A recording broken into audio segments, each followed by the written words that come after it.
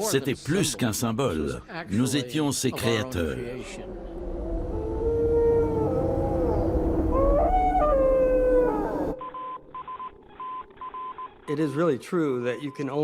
Il est vrai que cette exploration du système solaire par Voyager, c'était une grande première.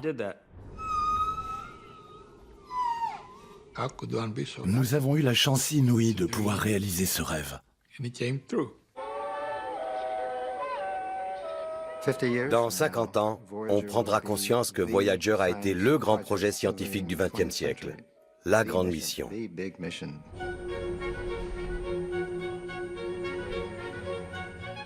On n'avait pas encore pris la mesure de l'immensité de l'univers. Et Voyager nous a ouvert les yeux.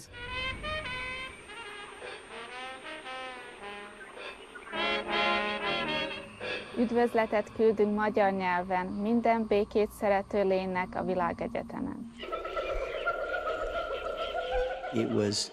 C'est une expérience rare d'avoir pu lancer notre sonde par cette toute petite fenêtre spatiale et temporelle. C'est incroyable d'avoir réussi à le faire.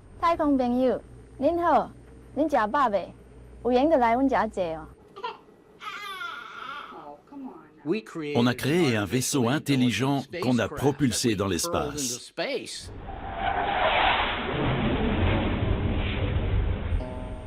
À très long terme, ces sondes seront peut-être la seule trace de notre existence. Quand on travaille sur un tel projet, on le fait avec le plus grand respect. Tout ce qu'on croyait savoir s'est retrouvé ébranlé. On pensait être dans un univers et soudain, on était dans un autre, complètement différent.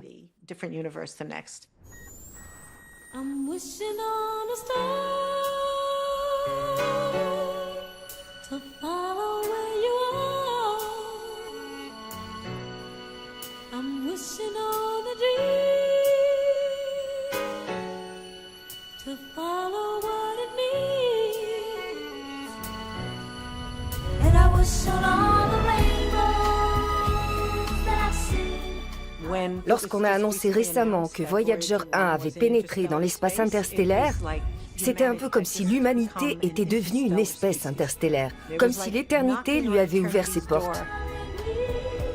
Voyager se trouve de l'autre côté du système solaire, à des milliards de kilomètres de tout autre objet fabriqué par l'homme. Imaginez un peu la distance parcourue par Voyager et le temps passé à la parcourir. Et ce n'est pas fini. Voyager a réussi un exploit qui paraissait insensé. Chaque seconde qui passe, ces vaisseaux explorent un endroit où nous n'étions jamais allés. Ils sont sur une trajectoire sans retour. Ils vont continuer à avancer dans l'immensité infinie. Voyager, c'est une mission d'une audace incroyable. Qui aurait pu imaginer qu'on arriverait à faire ça en 1977 ?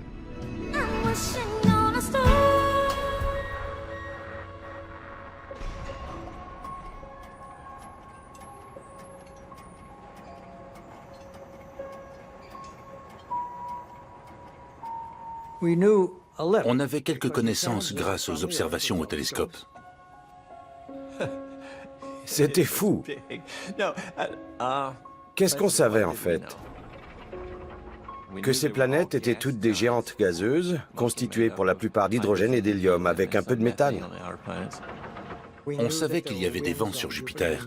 On connaissait la grande tache rouge. On savait aussi qu'il y avait un rayonnement emprisonné, donc un champ magnétique. On savait que Jupiter avait 4 lunes. Io, Europe, Ganymède et Callisto. C'est ce qui avait convaincu Galilée que Copernic avait raison et que le Soleil était au centre du système. On savait que les planètes extérieures avaient des satellites, parce qu'on les voyait tourner. Mais tout le monde pensait que ce n'étaient que des boules de glace cabossées, un peu comme sur les hauts plateaux de la Lune, criblés de cratères d'impact. Et cette idée était tellement répandue qu'on n'a même pas pensé à intégrer des géologues à la mission Voyager. De Saturne, on connaissait les anneaux et les principaux satellites, mais pas grand-chose de plus. Et tout ça était assez flou. Personne ne s'était approché de ces planètes extérieures. La mission Pioneer était passée non loin de Jupiter et Saturne, mais c'était avec des caméras très rudimentaires, on n'avait pas beaucoup d'images, et l'instrumentation n'était pas très développée. Les missions Pioneer avaient servi avant tout à voir si des vaisseaux pouvaient passer sans dommage la ceinture d'astéroïdes. Aujourd'hui, on a appris beaucoup de choses qu'on ne savait absolument pas à cette époque. Et cela vaut aussi pour Uranus et Neptune qui sont très éloignés. J'avais scruté ces planètes avec les télescopes les plus performants au monde, sans voir autre chose que des taches un peu floues. Au télescope, Uranus n'était qu'un petit point bleu-vert et Neptune un point bleuté encore plus petit. C'était tout. Les astronomes s'étaient donné beaucoup de mal pour connaître leur composition physique, leurs caractéristiques de base.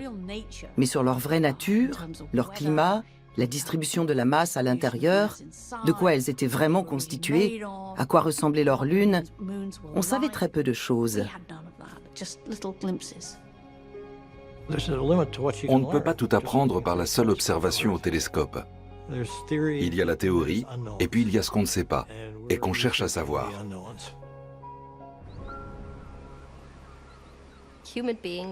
Nous, les êtres humains, avons cette particularité de toujours chercher à savoir ce qu'il y a au bout du chemin. C'est comme un besoin inné propre à notre espèce. Ce désir d'exploration nous donne un avantage sur les autres espèces. Nous essayons toujours d'améliorer notre condition. Et je crois que nous sentons que notre survie dépendra de notre capacité à vivre dans d'autres mondes. C'est très humain de se poser des questions. Les enfants demandent toujours pourquoi, et certains d'entre nous ne grandissent jamais. C'est l'assistance gravitationnelle qui a rendu cette mission possible. Quand le vaisseau passe à proximité de Jupiter, il prend un peu de la vitesse orbitale de la planète. Ça fait comme un ricochet direction Saturne. Il faut donc s'assurer que Saturne soit au bon endroit. On a bénéficié d'un alignement parfait. Jupiter, Saturne, Uranus et Neptune, tout aligné. Jupiter, boum. Saturne, boum. Uranus, boum. Neptune, boum. Il fallait un alignement exceptionnel des planètes pour que le vaisseau spatial passe de l'une à l'autre. Et cet alignement se produit rarement. Ça n'arrive que tous les 100 ans, même plus de 100 ans. Environ 175 ans. Tous les 176 ans. La dernière fois que ça s'était produit, c'était du temps de la navigation à voile. Au départ, ça s'appelait le Grand Tour des planètes extérieures. Et cette mission coûtait en gros $1 milliard de trop. L'administrateur de la NASA est allé trouver le président Nixon et lui a dit « La dernière fois que les planètes étaient correctement alignées, le président Jefferson était assis à votre place et il a laissé passer sa chance. » Monsieur Nixon a ri et il a dit « D'accord pour 2 planètes. » Soit, ça coûterait forcément moins cher. Mais on savait bien que le lancement étant prévu pour 1977, ce serait bien après le second mandat de M. Nixon. Et d'ailleurs, il est même parti avant la fin initialement prévue.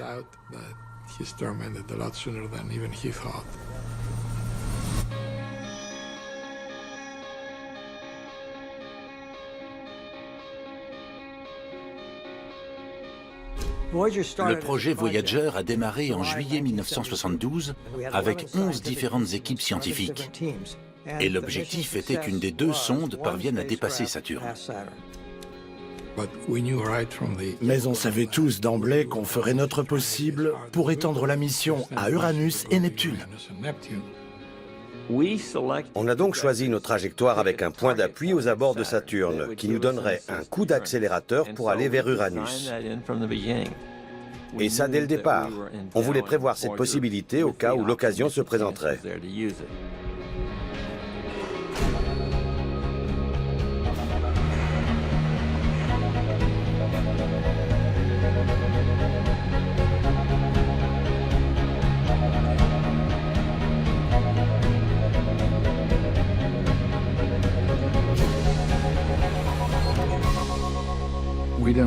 On ne voulait pas que la conception même du vaisseau soit une entrave pour aller au-delà. C'était une mission à double fond.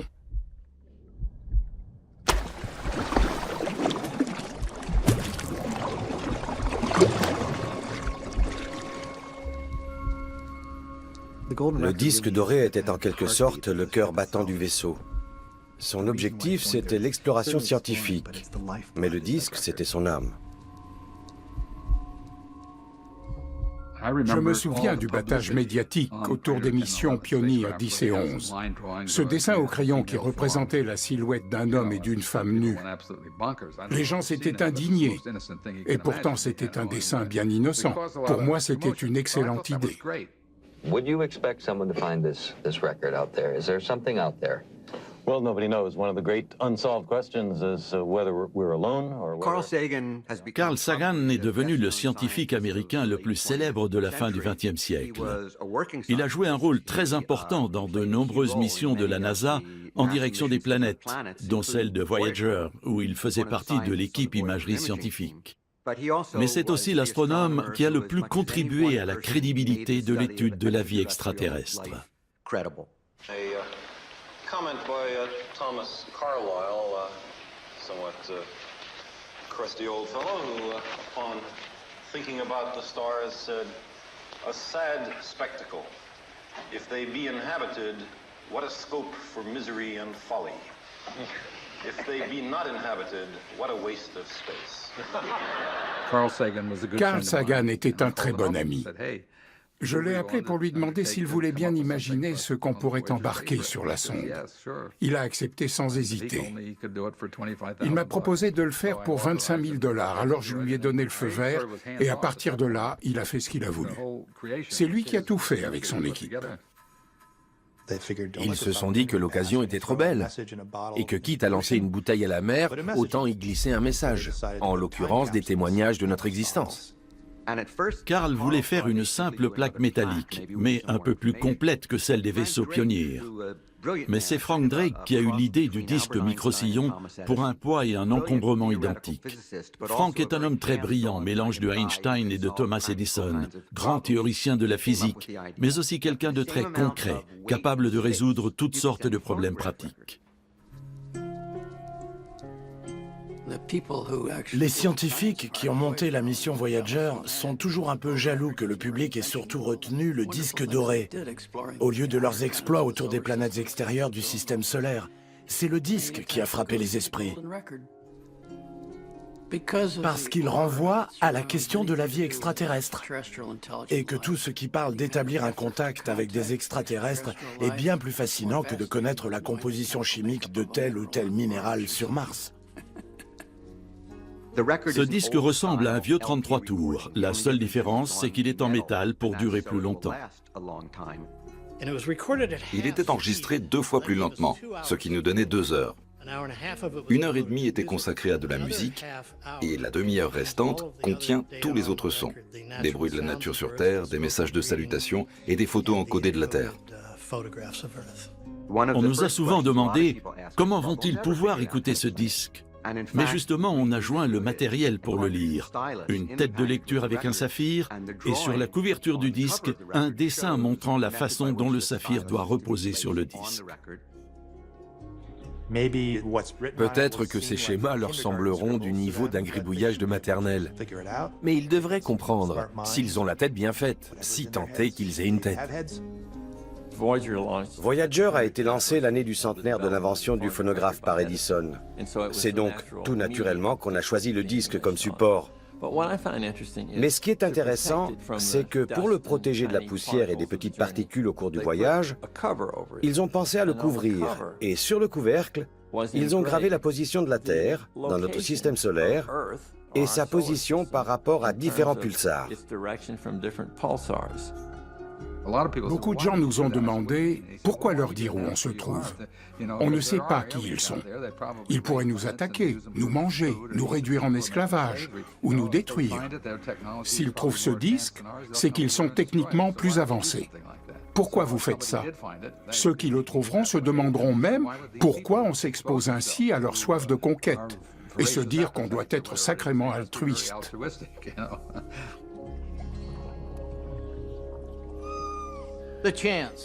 Il y a peu de chances que des intelligences supérieures se disent « Tiens, un objet magnétique vient vers nous. Allons voir quel est le mystérieux message contenu dans cette bouteille. » N'est-ce pas un scénario invraisemblable?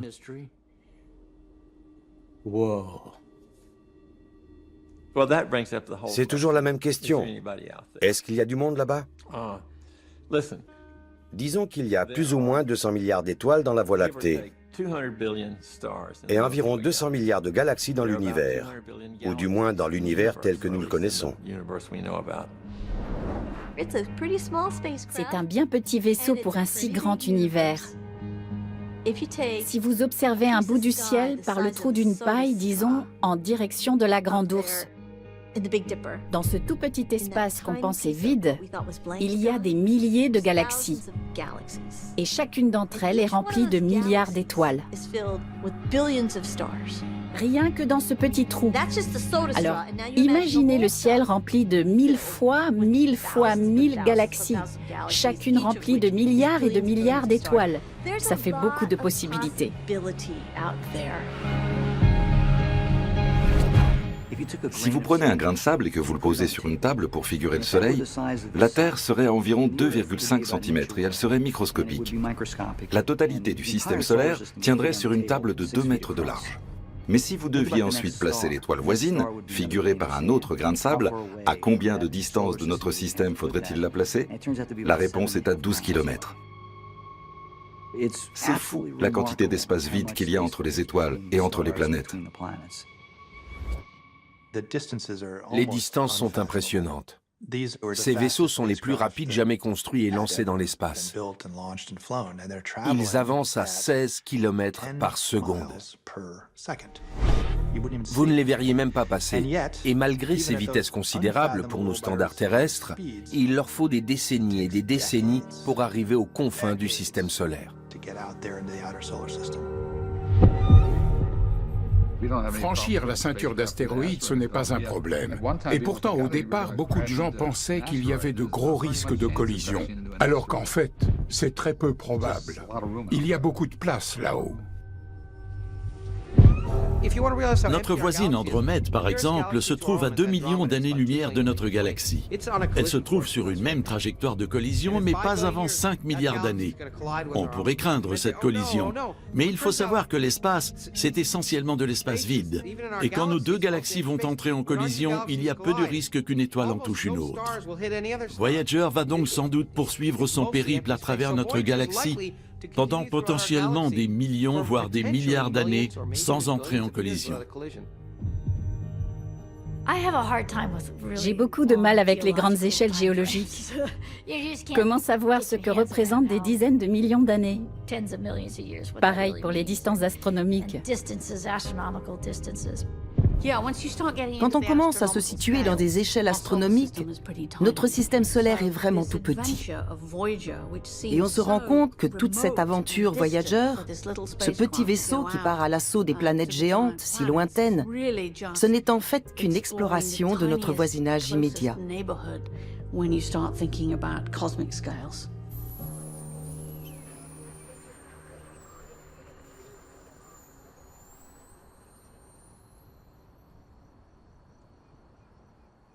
Les deux vaisseaux ont été construits dans le Jet Propulsion Laboratory, un centre de recherche fédéral qui fait partie de l'Institut de technologie de Californie.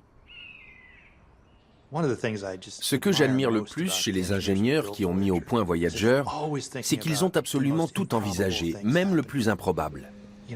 Ce sont vraiment des gens qu'on a tout intérêt à emmener quand on part en camping. Ils anticipent tous les problèmes possibles et imaginables. Et s'il y a tel insecte, et si les tentes prennent l'eau, et si on n'a plus de gaz, et si on n'arrive pas à allumer le feu. Quand on envoie un vaisseau dans l'espace, il n'y a pas de dépanneuse, pas moyen de le rapatrier. Il vaut mieux avoir tout envisagé, ou alors c'est la fin du voyage.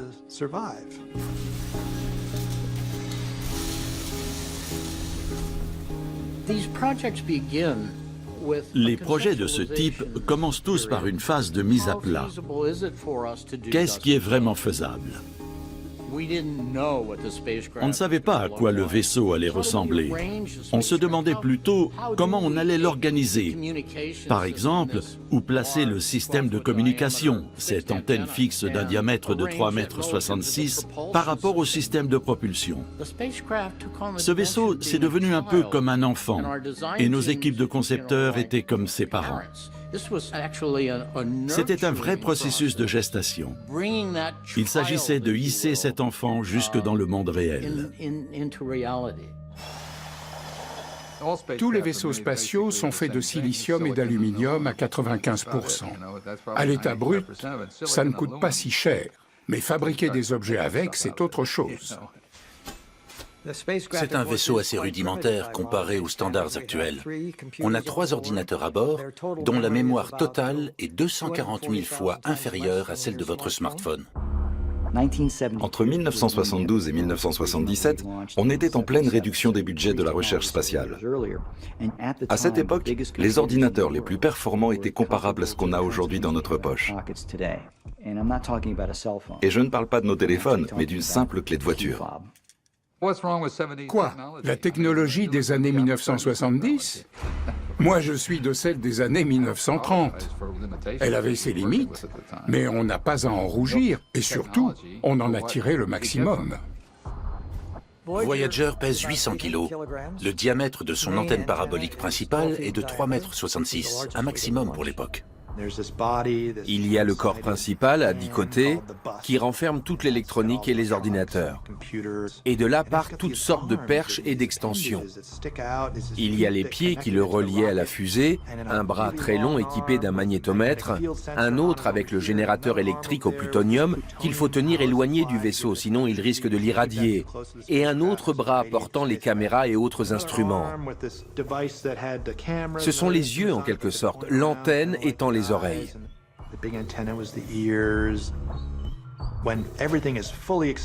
Et franchement, quand toutes ces extensions sont sorties au maximum, le vaisseau a la taille d'un minibus. Il est vraiment gracieux, malgré son allure dégingandée. Une drôle de silhouette, mais parfaitement adaptée à l'espace.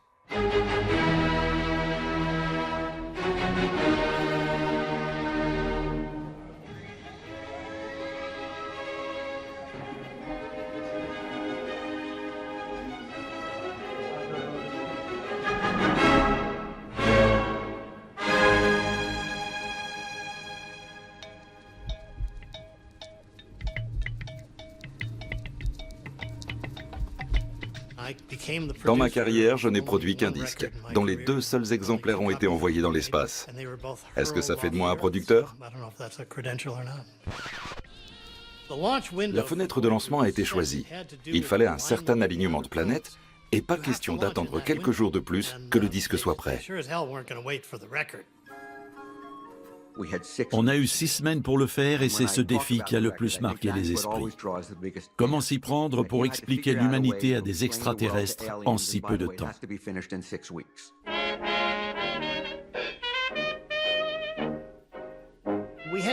Nous avions 2 objectifs pour la musique.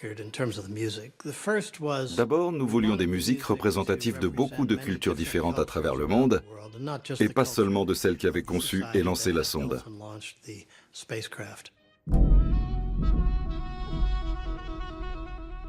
L'autre critère, c'était que ce soit un bon disque. C'est un message très personnel, pas le fruit d'un travail collégial, beaucoup trop bizarre. De nos jours, on se servirait beaucoup d'Internet. Mais à l'époque, on s'enfermait dans le noir pour écouter ces musiques en prenant des notes. Ça prend beaucoup de temps de passer en revue une grosse pile de vinyles. Sur le disque de Voyager, je suis sûr qu'il y a des musiques dont vous ne connaissez même pas l'existence.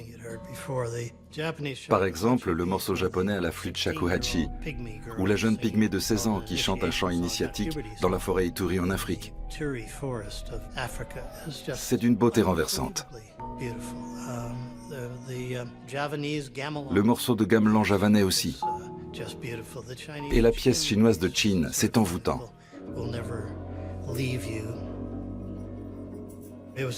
Quelle aventure pour l'esprit! Bien sûr, on est parti à la chasse aux disques rares. Je me souviens de l'arrière-boutique d'un magasin d'électroménager indien à New York qui vendait quelques disques traditionnels. C'est là qu'on a trouvé un raga qu'on a fini par mettre sur le disque.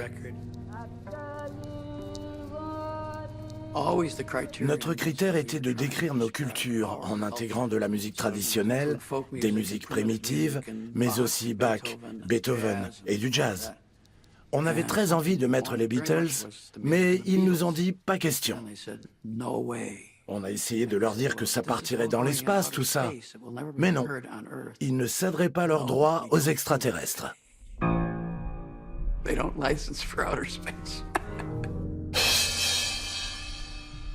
J'aurais beaucoup aimé mettre un morceau de Bob Dylan, mais il n'y avait de place que pour un seul morceau de rock contemporain. Alors on a choisi Chuck Berry, Johnny B. Good, que Dylan aimait beaucoup d'ailleurs. It may be just 4 simple words, but it is the first positive proof that other intelligent beings inhabit the universe. What are the 4 words, Kakua? Send more Chuck Berry. Le monde est plein de musique géniale, et il va sans dire qu'il y en a largement plus que sur le seul disque de Voyager. Ce qui est plutôt une bonne nouvelle. Imaginez un peu vivre dans un monde où il n'y aurait que 90 minutes de musique potable.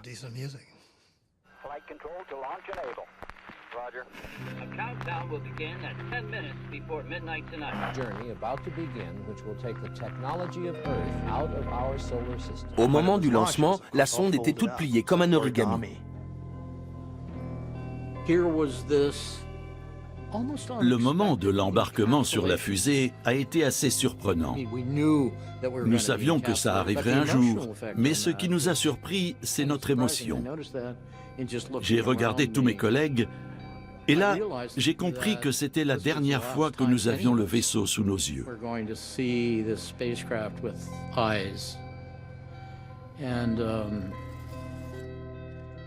Je dois dire que c'était une expérience très émouvante.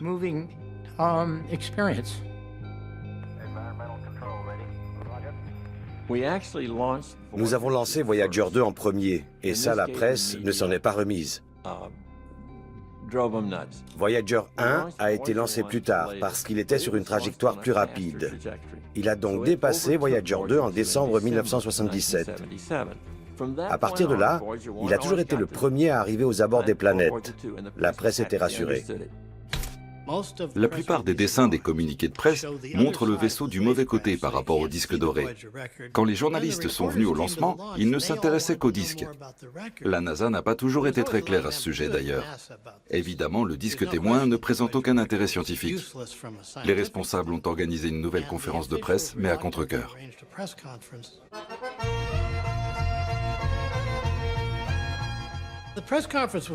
Vraiment, c'était un peu ridicule. Cette conférence avait été organisée dans une grande salle de réception, mais coupée en deux par une sorte de paroi en accordéon. Et dans l'autre partie de la salle, on célébrait un mariage polonais. On a fait toute la conférence de presse au son des flonflons. Mais le public a bien compris l'enjeu.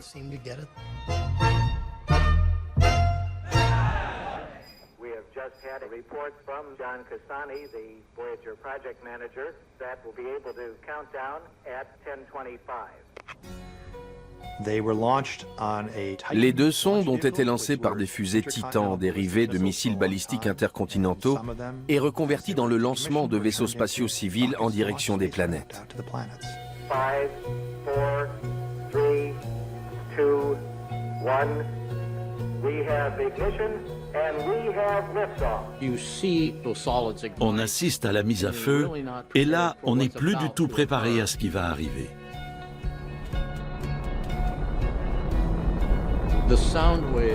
Il y a ce bruit assourdissant et ces vibrations intenses. On a tout le corps qui tremble à l'unisson de toute cette énergie.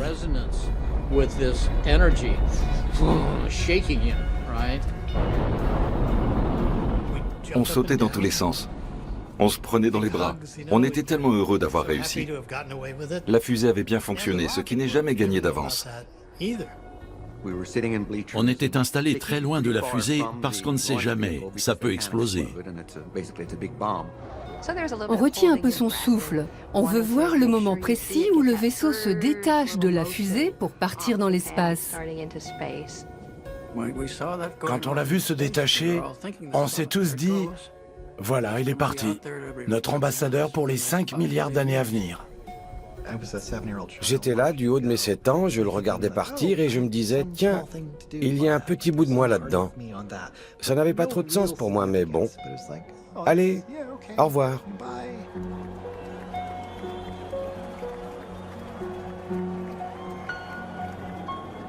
Il y avait des explosions de joie.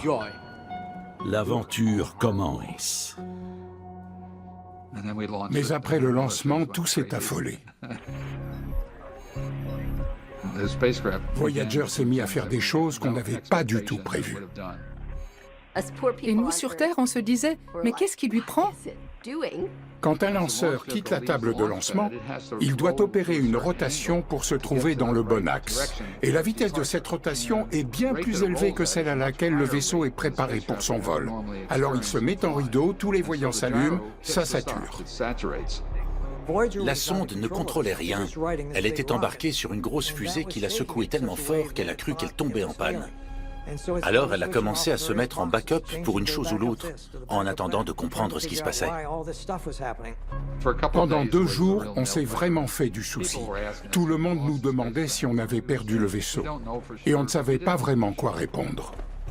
Les journaux titraient « Mutinerie dans l'espace ». La sonde Voyager a décidé de ne pas suivre la trajectoire assignée par ses créateurs. Elle n'en fait qu'à sa tête. Heureusement, la personne qui avait créé le programme a pu nous expliquer ce que le vaisseau était en train de faire. Et ça a rassuré tout le monde.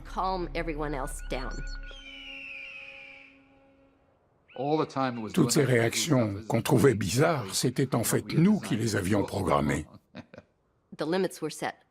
C'est simplement que nous avions fixé des limites trop étroites.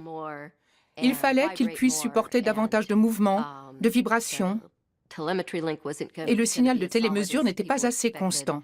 Bref, tous ces petits problèmes survenus sur Voyager 2 ont été réglés pour Voyager 1.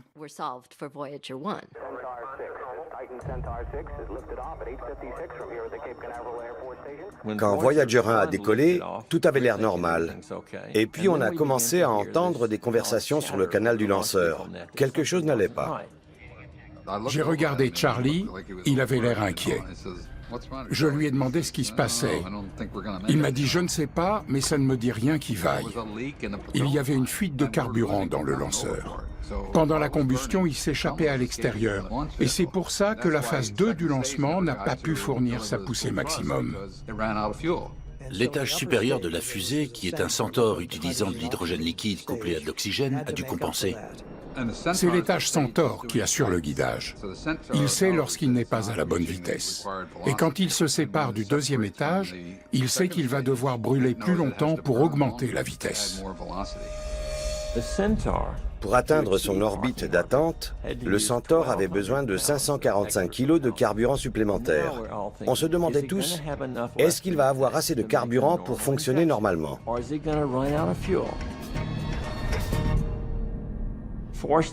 Heureusement, il avait 3 secondes et demie de poussée avant la panne sèche. Voyager 1 a réussi son coup à 3 secondes et demie près. S'il n'avait pas eu assez de vitesse pour atteindre Jupiter, il ne serait pas arrivé très loin, mais il serait reparti vers le Soleil. Et ça n'aurait pas été bon.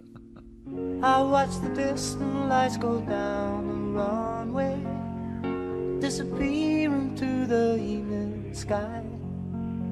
Oh, you know I'm with you on your journey. Never could say goodbye. Et puis il y a cette idée que ça ne nous appartient plus. La mission scientifique, à proprement parler, allait commencer. Mais notre rôle en tant qu'ingénieur, créateur de cette machine, était terminé.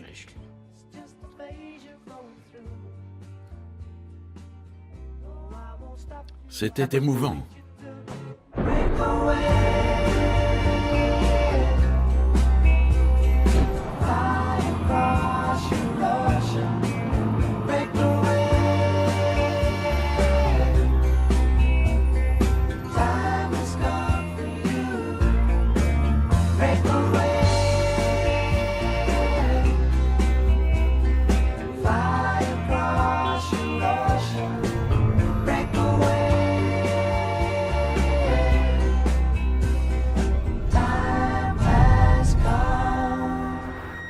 Ce qui est fou, c'est qu'il y a à peine l'équivalent d'une vie humaine, 87 ans, l'univers se limitait à une seule galaxie, notre Voie lactée, qui flottait dans un univers immuable, dans un espace éternellement vide.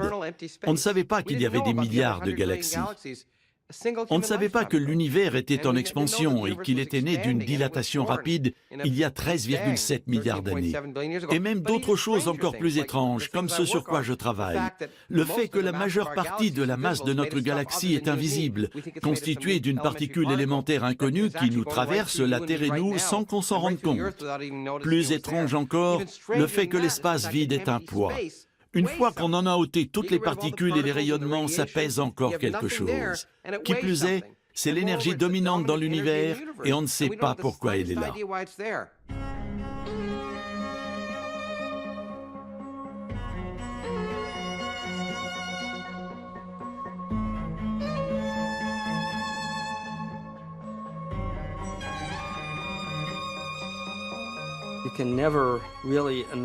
On a beau essayer, on ne peut jamais vraiment imaginer ce que la nature nous réserve comme surprise.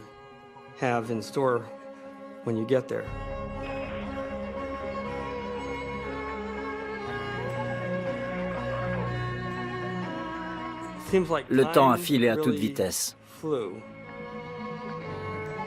Je crois qu'on n'avait pas bien saisi avant la première rencontre avec Jupiter à quel point ce serait intense. Mais on a vite compris. C'est assez intéressant. On commence à travailler sur une mission en 72. Le lancement a lieu en 77. Jusque-là, pas vraiment de travail scientifique, juste de la préparation. Et puis en mars 79, c'est l'avalanche.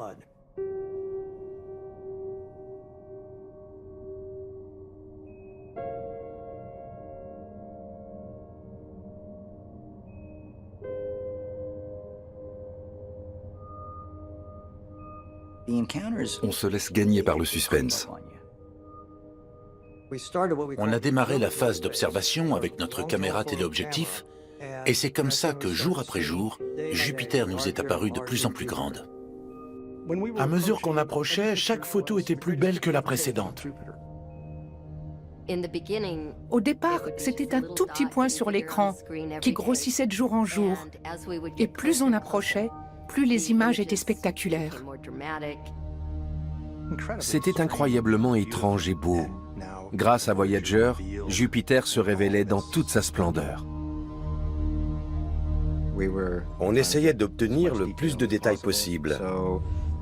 On avait un objectif 1500 mm et un grand angle de 200 mm. Would someone care to speculate what you would say to Galileo Galilei if he walked into the room today? How are you able to live so long?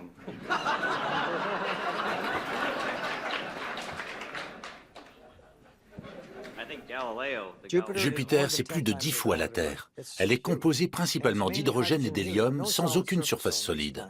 Ces planètes sont faites de gaz liquide et de liquide au plus profond.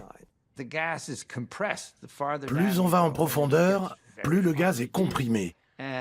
Il devient tellement chaud qu'on serait littéralement vaporisé si on devait traverser Jupiter. Nous, les spécialistes de sciences de l'atmosphère, on avait plus de recul parce qu'on était concentrés sur la planète, pas sur ses lunes. Et on était toujours les premiers à repérer quand il se passait quelque chose, les premiers à pousser de grands cris. Aujourd'hui encore, on n'embarque pas de détecteur couleur. La résolution est bien meilleure en noir et blanc. Quand on veut de la couleur, on traite les images, on met des filtres et on assemble tout ça pour faire une image couleur. Cette accélération, quand on se rapproche d'une planète, c'est quelque chose de très excitant. On appelait ça le tuyau à incendie. Impossible d'avoir un goutte à goutte. On est tout de suite inondé de données.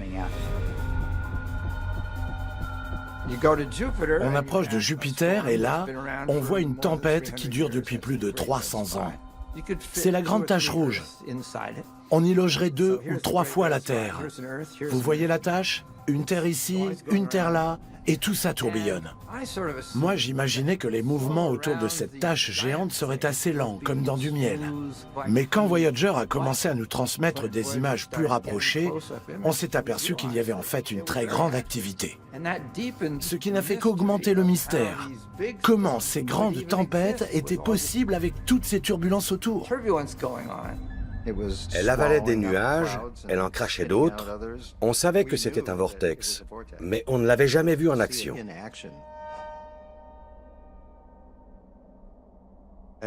Chaque jour, on se demandait si notre vaisseau était assez bien conçu. Avait-on vraiment anticipé tous les problèmes possibles? La sonde Pioneer 10 avait enregistré des rayonnements bien supérieurs à ce qu'on avait pu calculer à partir de la Terre.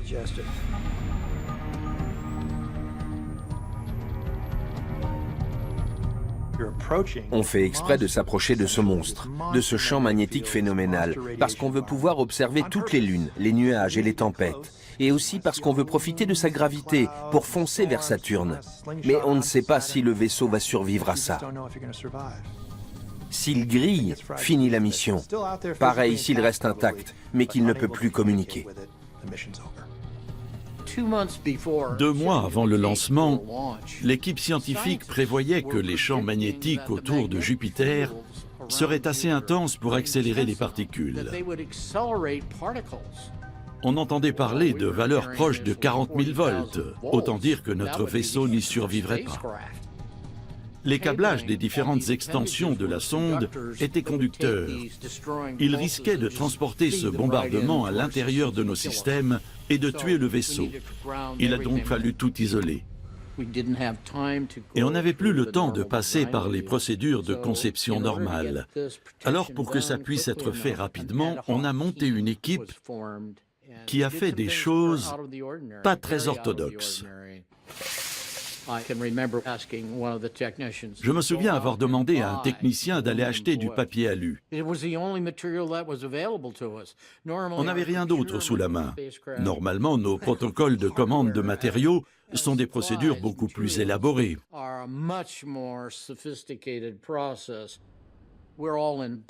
On était là, dans nos combinaisons blanches, à découper des bandes de papier alu qu'on nettoyait au chiffon et à l'alcool pour les enrouler ensuite autour de nos câbles extérieurs. Mais c'était le même alu que dans votre cuisine.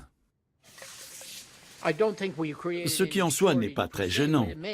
Peut-être qu'il y a eu une rupture de stock de papier alu à l'épicerie du coin pendant quelques jours. Mais bon, c'était pour la bonne cause. Une chose est sûre, on ne savait pas si ça suffirait.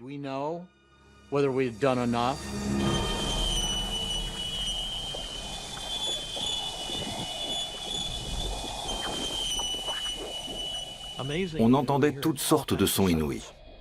C'est un phénomène très curieux. Imaginez des molécules qui se rassemblent dans un coin d'une pièce et qui commencent à siffler tout en même temps. Eh bien, dans cette ceinture de radiation, c'est possible.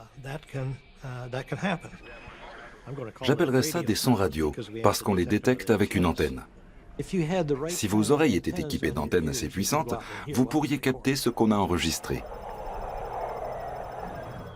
Des sifflements.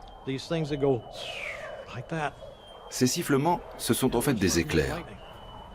C'était la première fois qu'on détectait des éclairs sur une planète autre que la Terre, en beaucoup plus intense. Sur Jupiter, il y a des éclairs qui couvriraient la moitié des États-Unis. C'est fascinant ce qu'on entend dans l'espace.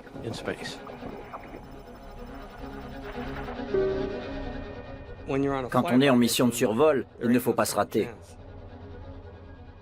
On recevait des images de plus en plus satisfaisantes. On commençait à voir les détails des lunes. On n'avait qu'une crainte, c'était qu'elles ressemblent toutes à notre lune, qui, il faut bien le dire, est sans fantaisie. On imaginait qu'on allait trouver des boules de glace cabossées. On a commencé par Callisto, qui est en effet entièrement recouverte de cratères d'impact. Ensuite, Ganymède, qui présente des sillons et des arêtes intéressants, mais qui est aussi criblé de cratères. Puis on est passé aux deux autres. Et là, pas de cratère.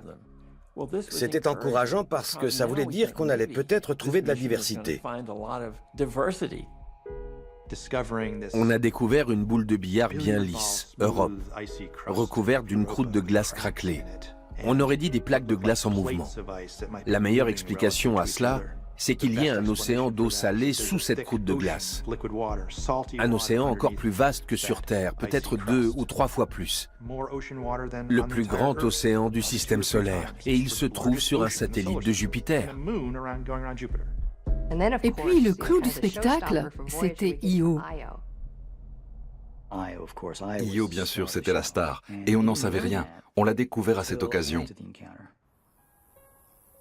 Tout le monde était rentré chez soi. Linda Morabito, une ingénieure qui était là pour établir la position et l'orbite du vaisseau, a repéré des sortes de bosses à la surface de Io. Sur cette mission, j'étais ingénieur de navigation. J'étais chargé de jeter un dernier coup d'œil avant de partir. Allez, une dernière photo de Jupiter. Ce n'était pas un poste très prioritaire.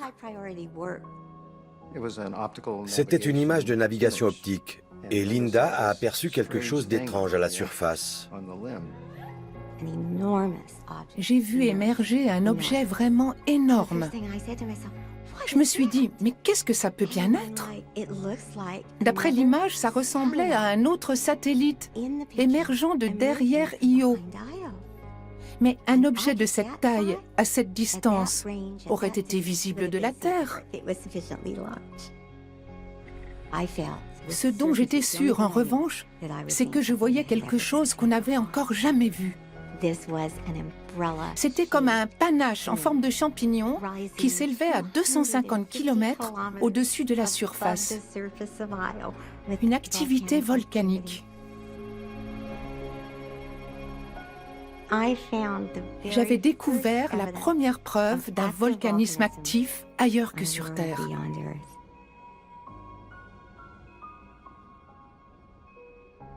C'était incroyable qu'une petite lune comme Io ait une activité volcanique 100 fois supérieure à celle de la Terre, alors qu'on pensait qu'elle était la seule du système solaire à avoir des volcans actifs. Cette expédition allait nous réserver de belles surprises. I wanted to say one other thing. We've been saying that perhaps there's some funny way in which Jupiter gobbles up all the things that are coming in and doesn't let Io be hit by any. Well, we aimed a spacecraft and went very close, and had we missed, we would have made the first impact crater. Les phases de survol des planètes durent environ une semaine, et c'est 24 heures sur 24. C'est très intense. It's intense. There will be a Voyager report in 30 seconds.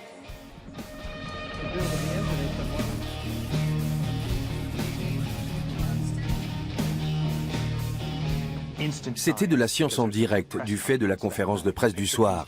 Les images arrivent et on a 3 heures pour les comprendre et en informer le monde entier. Grosse pression. Et là, on regrette d'être fait de chair et de sang.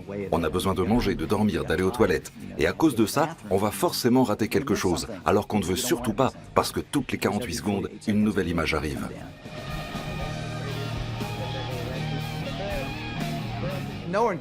Personne ne dormait pendant ces périodes où le vaisseau survolait les planètes. Les labos photos travaillaient jour et nuit. Les gens dormaient dans leur voiture.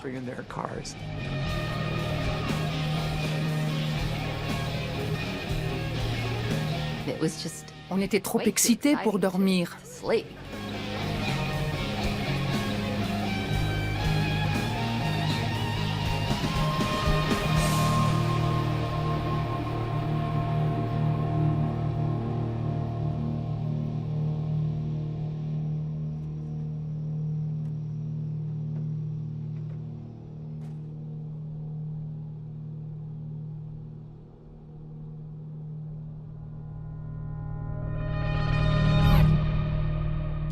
C'est la toute première photo de l'anneau de Jupiter.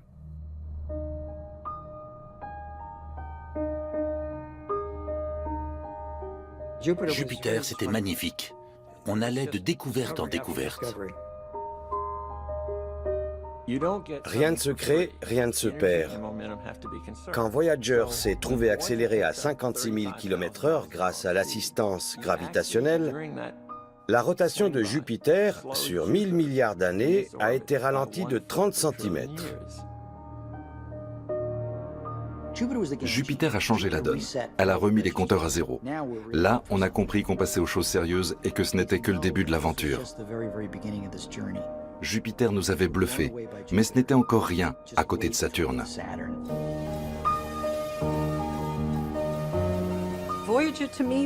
Pour moi, la mission Voyager, ça a été homérique. Des années à traverser le système solaire d'une planète à l'autre, puis une semaine ou deux d'activités frénétiques, de découvertes, et puis on remonte sur le bateau et en avant pour de nouvelles conquêtes.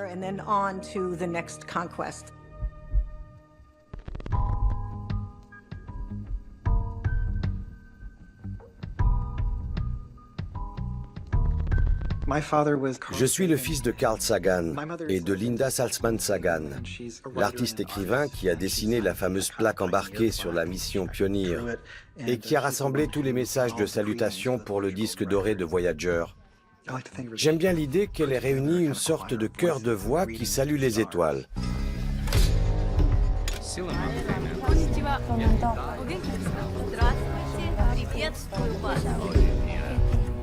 Mes parents voulaient aussi qu'il y ait une voix d'enfant, alors ils m'ont demandé « Nick, tu voudrais bien laisser un message pour les extraterrestres, s'ils existent? Qu'est-ce que tu aimerais leur dire ?»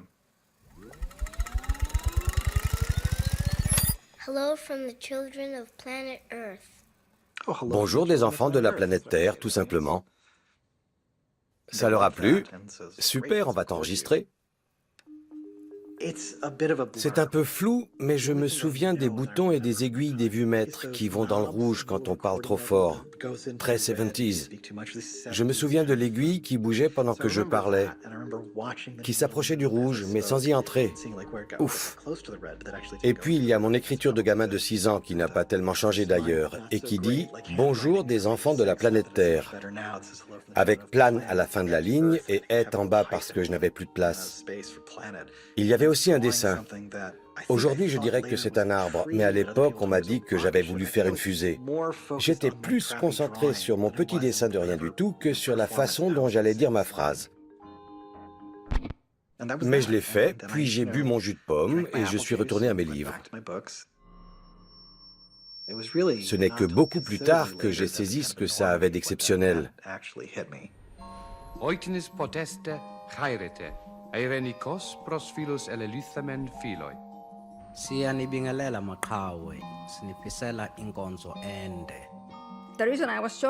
Je n'avais rien d'extraordinaire, mais je me suis trouvée là, au bon moment, et on savait que je parlais arabe. J'ai eu de la chance. J'ai dit « Pourquoi moi ?» Parce que tu parles portugais. Je n'ai reçu aucune consigne sur ce que je devais dire, seulement qu'il fallait que ce soit court. Ces salutations à l'univers, c'est un peu les ancêtres du tweet. Ça devait être court et simple, et on m'a laissé 5 minutes de préparation avant d'enregistrer. On m'a dit « On enregistre pour un vaisseau spatial ». J'étais très intimidée. सब लोगों ने मारो राम राम पहुंचे हमें अठे राजी खुशी हां तुम उठे राजी खुशी रह जाओ. Comment saluer l'univers? Il n'y a pas de formule toute faite pour ça. पृथ्वीवासीहरूबाट शान्तिमय भविष्यको शुभकामना. Paz e felicidade a todos, which means Ça veut dire paix et bonheur à vous tous. Ça m'a semblé le moins risqué si on croisait des extraterrestres, plutôt que de leur dire « Conduisez-moi à votre chef ». 各位都好吧，我们都很想念你们，有空请到这儿来玩。 Comme le vaisseau est fait d'une matière froide, inanimée, et que le disque lui-même est en métal, je voulais que ma voix transmette de la chaleur.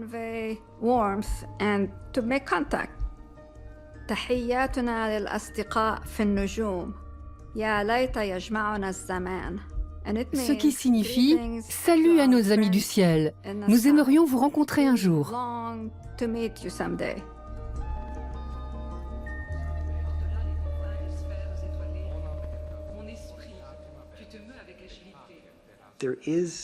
Il y a une part de moi qui voyage sur ce vaisseau. Il est parti, il poursuit sa route, et quand je ne serai plus là, il sera encore en route. C'est un peu magique. Hello from the children of planet Earth. In your mind you have capacities, you know, to telepath messages through the vast unknown. Please close your eyes and concentrate with every thought you think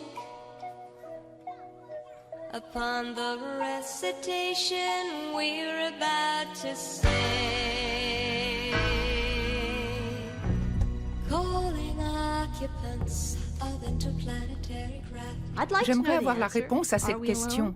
Sommes-nous vraiment seuls? Il y a forcément d'autres civilisations dans cette immensité.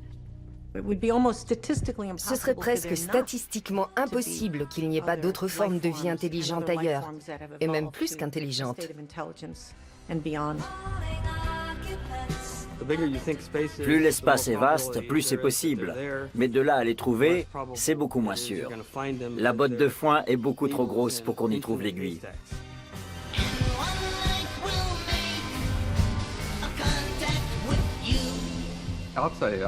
L'existence d'autres formes de vie intelligente, si tant est que nous puissions nous ranger dans cette catégorie, est tellement sûre que je vous parie qu'en ce moment même, un homme et une femme sont en train d'avoir exactement la même conversation que vous et moi.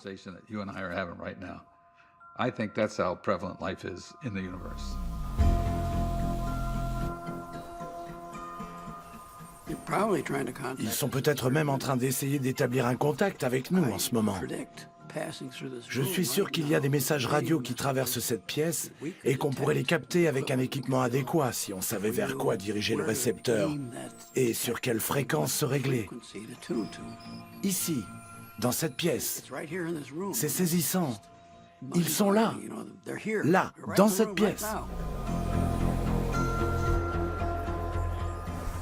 Par rapport à toute forme de vie extraterrestre, l'éloignement n'est pas tant spatial que temporel. Tout dépend de combien durent les civilisations. Il faut bien qu'elles existent simultanément si elles veulent pouvoir communiquer.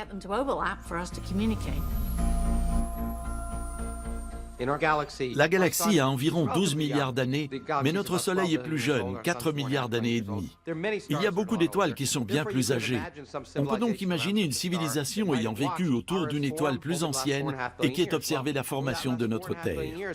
Sur ces 4 milliards et demi, ce n'est qu'au cours des 50 ou 60 dernières années qu'ils auraient pu détecter nos signaux, à la faveur d'une diffusion de Star Trek par exemple. Même si on vous dit « regardez cette étoile, regardez le troisième caillou en partant de l'étoile, c'est là que vous trouverez de la vie ». Même si vous savez où chercher, il n'y a que 50 à 60 années sur plus de 4 milliards où vous pourriez en trouver. Si nous sommes seuls, alors nous sommes vraiment uniques. Comment est-ce possible? Pourquoi nous? Et en quoi sommes-nous si particuliers tout seuls dans notre petit coin d'univers? Et si nous ne sommes pas seuls, comment sommes-nous arrivés ici? Est-ce que ces autres groupes peuvent nous en apprendre davantage sur nous? À quoi ressemblent-ils? Sont-ils les créatures de nos rêves ou de nos cauchemars? Ce qui nous sauve, c'est que le voyage interstellaire n'est pas une chose facile. Les extraterrestres ne sont sans doute pas plus avancés que nous dans ce domaine. On est tranquille pour quelque temps. En gros, on est tous coincés chacun de son côté sur sa planète.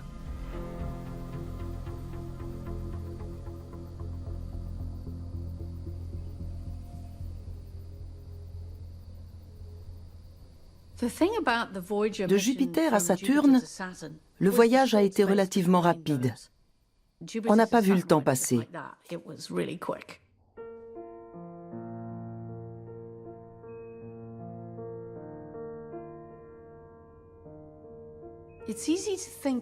Jupiter, c'est un peu le mâle dominant du système solaire. C'est assez évident. Mais Saturne est plus majestueuse, avec ses anneaux qui lui donnent un air de sérénité,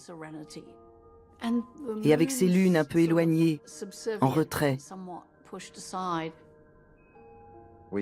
Les premières images n'étaient pas meilleures que celles qu'on pouvait prendre de la Terre, mais à mesure que la sonde approchait, c'était de mieux en mieux. On se disait, qu'est-ce que ce sera quand on sera tout près?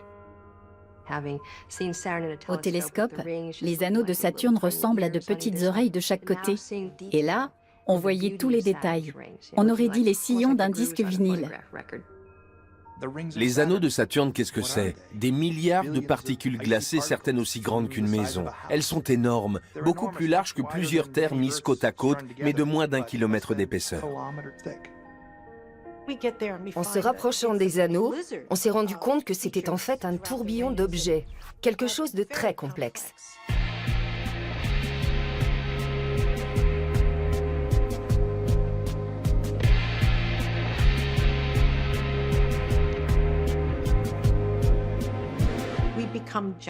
On était devenus accros. C'est comme ça pendant les phases de survol. Quand on a déjà vécu ça une fois, on sait que c'est une expérience géniale et on voudrait que ça ne s'arrête plus jamais.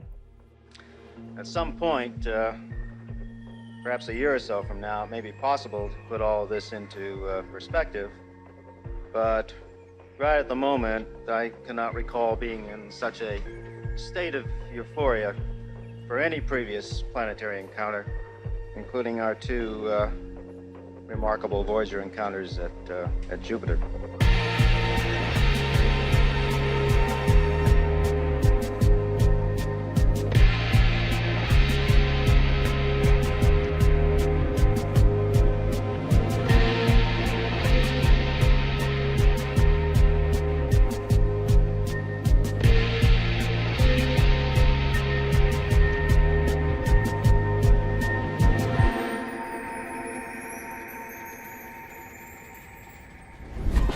Largest moon of Saturn, Titan's the most extraordinary place. There is a dense methane atmosphere where a complex organic chemistry has been going on for perhaps billions of years, and we are in a moment of extraordinary discovery. Les deux sondes étaient programmées pour effectuer la même mission sur Saturne, la mission primordiale, l'exploration de Titan. Titan suscitait beaucoup d'intérêt scientifique, parce qu'on pense qu'au début de son existence, la Terre devait lui ressembler, avec très peu d'oxygène, beaucoup d'hydrocarbures, une atmosphère très dense et brumeuse qui, sur notre planète, a été radicalement modifiée par la vie. En gros, pour étudier les origines de la Terre, il faut étudier Titan. Si Voyager 1 réussissait sa mission sur Titan, alors Voyager 2, qui était attendu 9 mois après sur Saturne, pourrait continuer directement sur Uranus, puis vers Neptune. Mais ça dépendait du succès de Voyager 1 sur Titan. Si on voulait que Voyager 1 survole Titan, on ne pouvait plus l'envoyer vers Uranus et Neptune par la suite. Il était impossible de modifier sa trajectoire pour l'envoyer ailleurs. Voyager 2 aurait fait exactement pareil si Voyager 1 avait échoué. Et l'exploration des planètes se serait arrêtée là. Ça aurait été vraiment dommage de devoir renoncer à Uranus et Neptune pour faire un deuxième essai avec Titan. On avait beaucoup d'attentes avec Voyager 1. En gros, Titan était une boule géante de brouillard marron avec des sortes de brumes électriques bleutées au-dessus. La caméra de Voyager ne voyait pas à travers les nuages et la brume.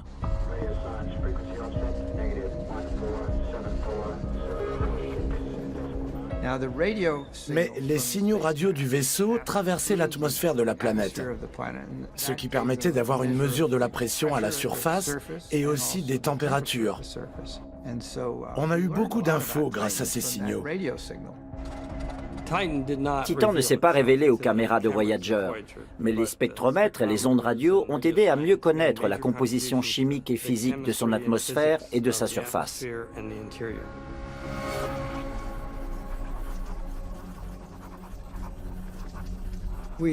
On a collecté tout ce qu'on pouvait avec Voyager 1. Il n'y avait pas grand-chose à tirer d'un deuxième survol de Titan.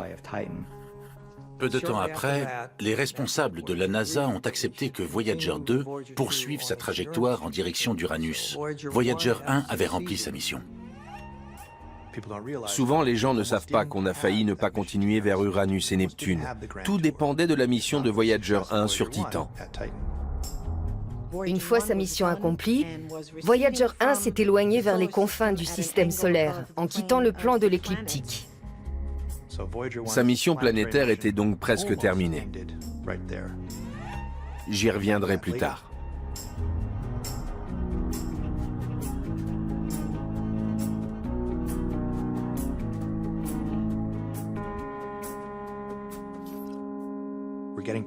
On a commencé à recevoir des images et des données de Voyager 2.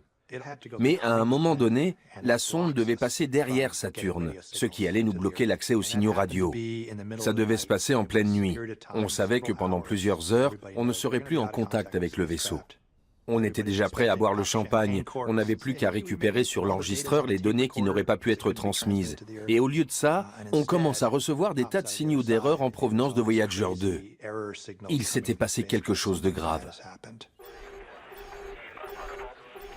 C'était au moment de la traversée du plan des anneaux, et on ne recevait que des images noires.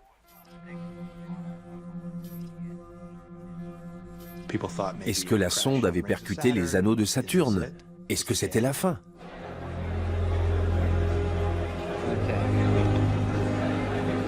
Ladies and gentlemen, we can start the briefing. I wanted to make a very brief statement. We do have a problem on board the Voyager 2 spacecraft. The spacecraft has a problem. The scan platform operating mechanism is not operating properly. To make sure we understand where we're headed, the following instruments are mounted on the platform. The wide-angle camera, the narrow-angle camera, the infrared instrument, the ultraviolet instrument, and the photopolarimeter. C'était le jour le plus sombre de toute cette mission.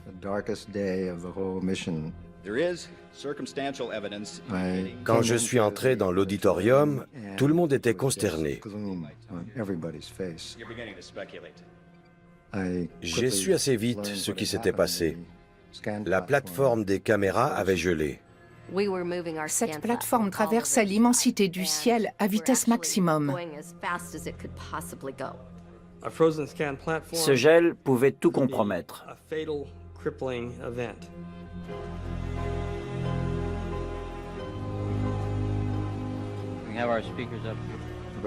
Ça voulait dire que le reste de la mission était fichu. Saturne, Uranus et Neptune. Tout d'un coup, on voyait nos projets s'effondrer. The problem is not with the camera, it's with the articulated platform that moves all of the instruments. Our cameras, as far as we know, are working just fine. It's just that we're taking lots of pictures of black space. Toutes les explorations qu'on avait prévues, Uranus et Neptune, plus aucun vaisseau spatial n'irait là-bas. C'était la mission de Voyager et tout d'un coup, c'était comme si ça n'allait plus être possible. On était complètement anéantis.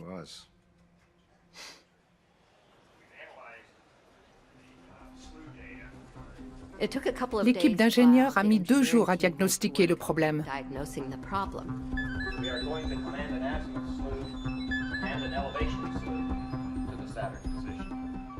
Cette plateforme est dotée de petits moteurs qui la font tourner.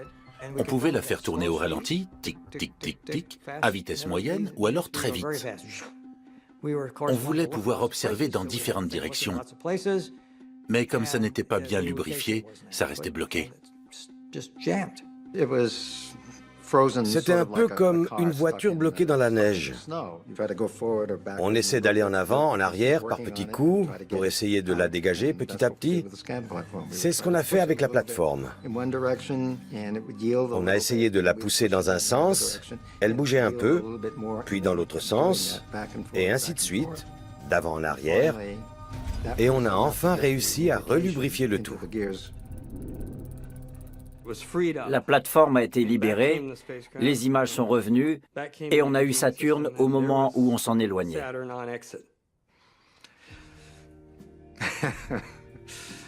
Oui.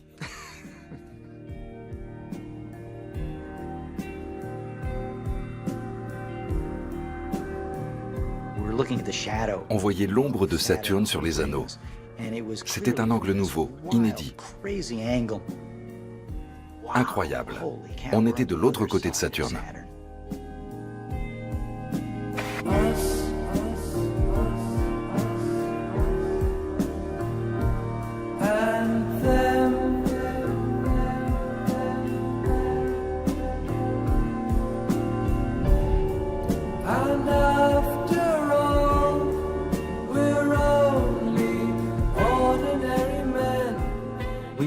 On avait l'impression d'y être. On n'en avait pas vraiment conscience. Voyager, c'était une part de nous-mêmes. Nous.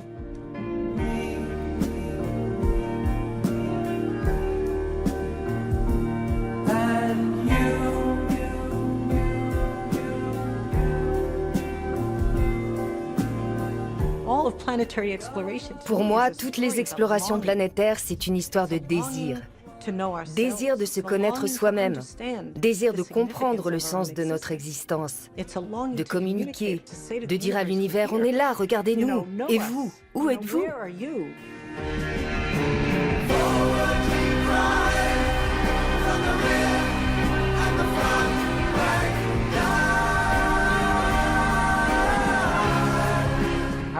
Comment s'y prendre pour communiquer avec une civilisation dont nous ignorons tout? L'hypothèse, c'est qu'on partage le même univers physique, que les lois de la physique ici sur Terre ont l'air de s'appliquer partout ailleurs. Il se peut donc qu'on puisse communiquer assez facilement sur la science et les mathématiques. Les hommes partagent tous l'amour de la musique. C'est ce que dit le disque. On aime ça, on vous l'envoie, c'est notre cadeau. La musique, à la base, c'est des mathématiques.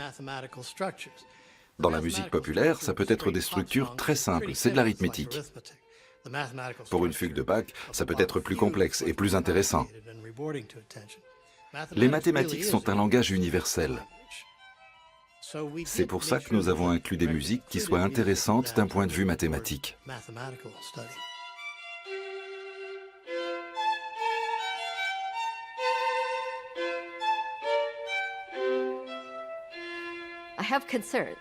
Ce n'est pas si simple.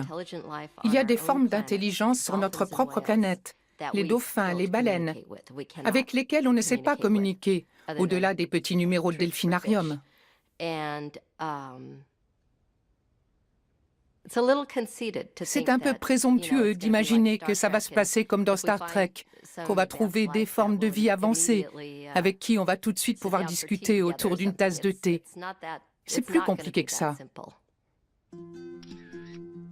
Le disque de Voyager contient une série de photos pour décrire notre civilisation. Mais on ne pouvait en mettre qu'une centaine, pas plus. Ça n'a pas été facile. On a procédé par petites touches. On ne peut pas décrire la Terre en 100 photos. Pas même en 1000. Mais il fallait réussir à représenter tout un monde à partir d'un détail.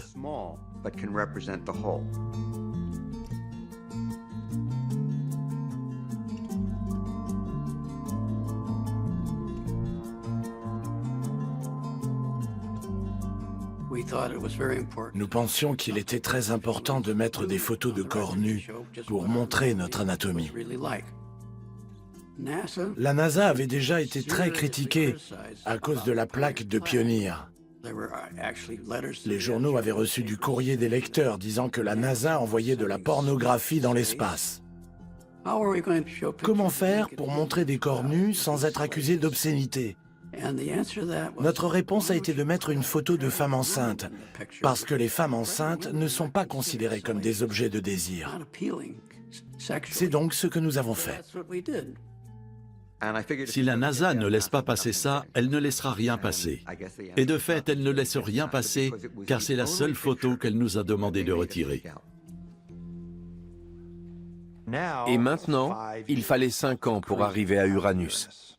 Uranus will be the most remote object yet visited by a spacecraft, and it's so remote that it was not even known until 200 years ago. And it's a great distance out there, and if we'd launched directly from Earth, it would have taken 30 years to get there. So we were very fortunate that we could swing by Jupiter and Saturn on our way.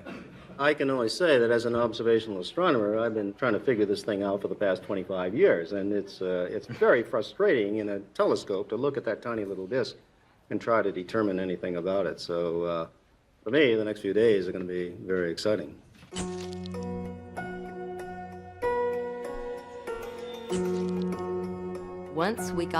Une fois au-delà de Saturne, les ingénieurs ont dû improviser. Comment va-t-on faire fonctionner le vaisseau? Comment photographier les planètes aussi éloignées du Soleil? Voyager était le premier vaisseau de la NASA à pouvoir être reprogrammé. On pouvait supprimer tous les programmes informatiques et les remplacer par d'autres, à distance. Les ingénieurs lui ont appris à pivoter comme une danseuse. En gros, quand on veut filmer un objet qui passe trop vite, on apprend au vaisseau à pivoter entièrement comme ça pour suivre l'objet. Et même s'il faisait sombre près d'Uranus et carrément noir près de Neptune, on pouvait laisser l'obturateur ouvert sans problème. C'était génial. On a trouvé des trésors sur Jupiter et Saturne, mais Uranus, c'était l'inconnu. C'était la première fois qu'on continuait sur Uranus et Neptune. On n'avait plus qu'un seul vaisseau. On avançait presque à l'aveugle, et c'était notre dernière chance. D'ailleurs, il n'y en aura pas d'autres de sitôt. On sera tous morts avant que quiconque approche de nouveau Uranus et Neptune.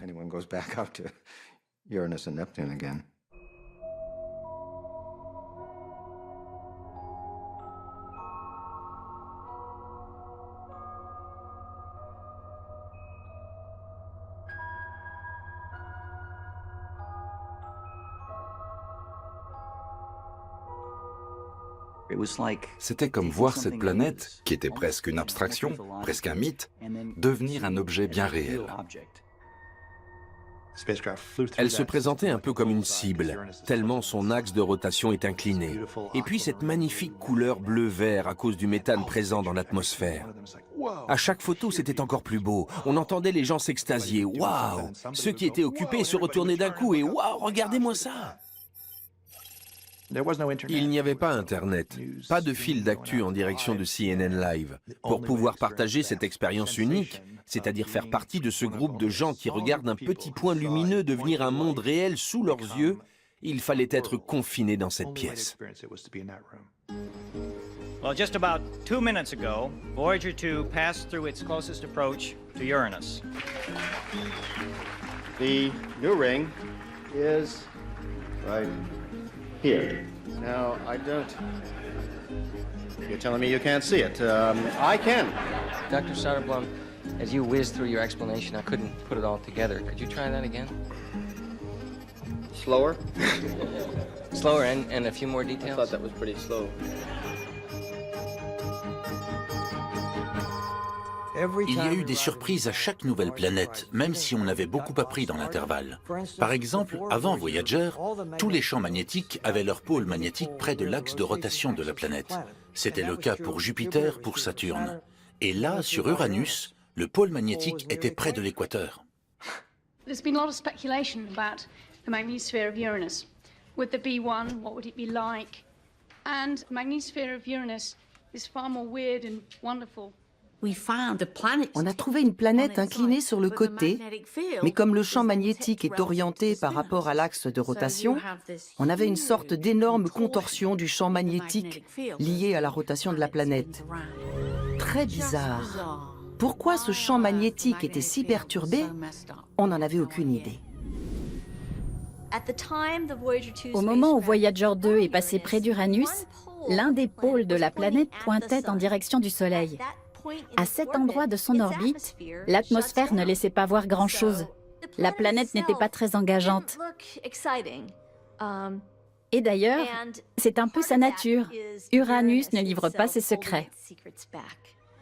Je pense que c'est l'une de nos déceptions.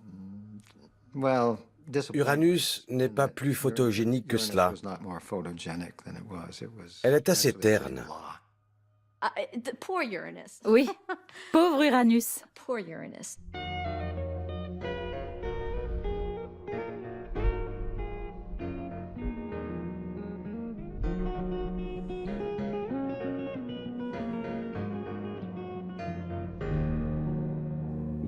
Uranus n'est pas de la même trempe que Jupiter et Saturne.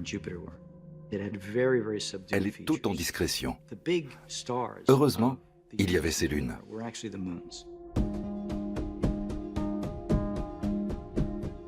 Pour aller sur Neptune, il faut se servir de l'appui gravitationnel d'Uranus. Or, il se trouve que le point d'entrée dans la sphère d'Uranus se trouvait tout près de l'orbite de Miranda. Pour info, Miranda n'est pas la plus grosse lune d'Uranus. Et si Uranus avait été la dernière planète visitée, peut-être que les scientifiques auraient préféré en explorer une plus grande. Alors qu'en fait, je ne vois pas ce qui aurait pu être plus intéressant que Miranda. C'était un drôle de bazar.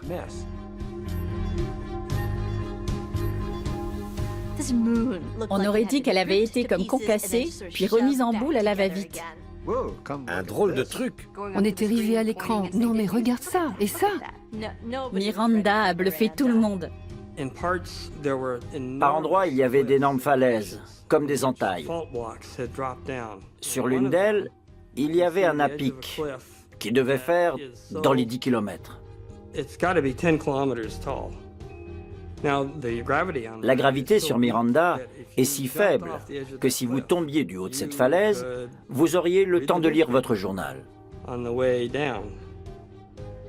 Votre chute durerait 20 minutes, mais en arrivant au fond, la vitesse serait encore de 150 km/h. Alors, ce serait le dernier journal de votre vie.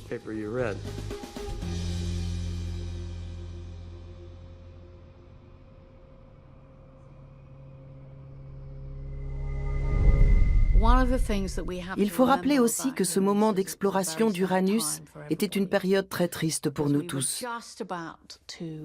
Nous étions sur le point de présenter tous nos résultats dans le cadre d'une grande conférence de presse, le bouquet final. Mais ce matin-là, je suis allée assister au décollage de la navette Challenger. We have main engine start. 4, 3, 2, 1, and liftoff. Liftoff of the 25th Space Shuttle mission, and it has cleared the tower. On s'était tous dit, allons voir le lancement, puis on ira à la conférence de presse. Mais c'était Challenger. Engine throttling up, 3 engines now at 104%. Challenger, go and throttle up. Challenger, go and throttle up.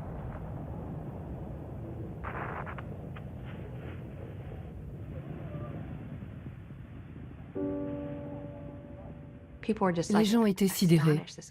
Vous avez vu ça? Elle a vraiment explosé? On avait interrompu notre réunion pour assister au décollage. Et là, le silence. Tout le monde pleurait. Que dire? On a su tout de suite qu'ils étaient morts. Flight Fido, go ahead. RSO reports vehicle exploded. Copy. Et bien sûr, ils ont montré ça en boucle. We have no downlink. Okay, everybody, stay off the telephones. Make sure you maintain all your data. Start pulling it together. L'accident de Challenger a eu lieu au moment où nous quittions Uranus. Je me souviens très bien de cet enchaînement d'images, le croissant d'Uranus qui s'éloigne et l'explosion de Challenger. C'était terrible. Today is a day for mourning and remembering. Nancy and I are pained to the core by the tragedy of the Shuttle Challenger. We know we share this pain with all of the people of our country. This is truly a national loss. I know it's hard to understand, but sometimes painful things like this happen. It's all part of the process of exploration and discovery. It's all part of taking a chance and expanding man's horizons. The future doesn't belong to the faint-hearted. It belongs to the brave. Reports from the flight dynamics officer indicate the impact in the water. Approximately 28.64 degrees north, 80.28 degrees west.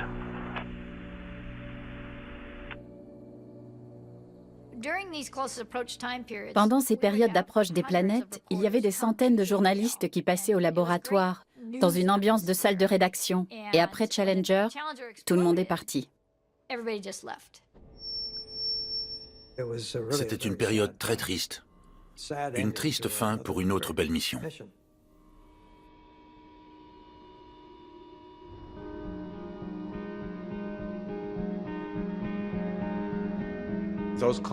Ces questions auxquelles on espère pouvoir répondre en envoyant des machines dans l'espace, ce sont les mêmes que celles que vous vous posez, que se posent les enfants. D'où vient-on? Sommes-nous seuls? De quoi est fait l'univers? Comment va-t-il finir? C'est ça le moteur de la science. Moi, je m'occupe de cosmologie. J'étudie le commencement et la fin de l'univers. Les gens me demandent à quoi ça sert. Je leur réponds toujours, vous ne vous demandez pas à quoi sert une symphonie de Mozart. Avec la science, il faut toujours une utilité. Il faut qu'elle produise de la technologie, alors que ce qui est beau dans la science, ce sont les idées. Quand on est enfant, on demande pourquoi. Mais en grandissant, on se rend compte qu'on voulait dire comment. Einstein nous a appris que le temps et l'espace sont liés de façon indissoluble. Nous vivons dans un espace-temps. Si un beau jour notre univers est apparu et l'espace avec, alors le temps aussi. Il est probable que le temps n'existait pas avant le Big Bang. Il n'y avait pas d'avant, ce qui peut paraître fou parce que s'il n'y a pas d'avant, toutes les idées de causalité et d'effet sont à jeter. En tout cas, ça veut dire que nous allons devoir apprendre à changer notre compréhension des choses.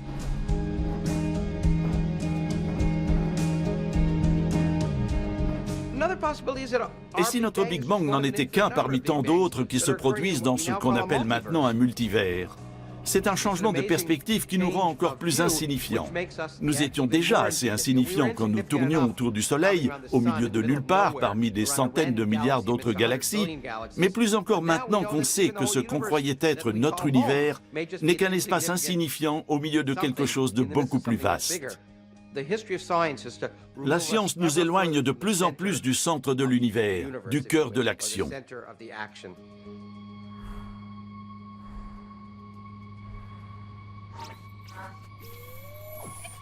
Finally, at Neptune, Voyager has begun the last of a decade's worth of encounters with the outer planets.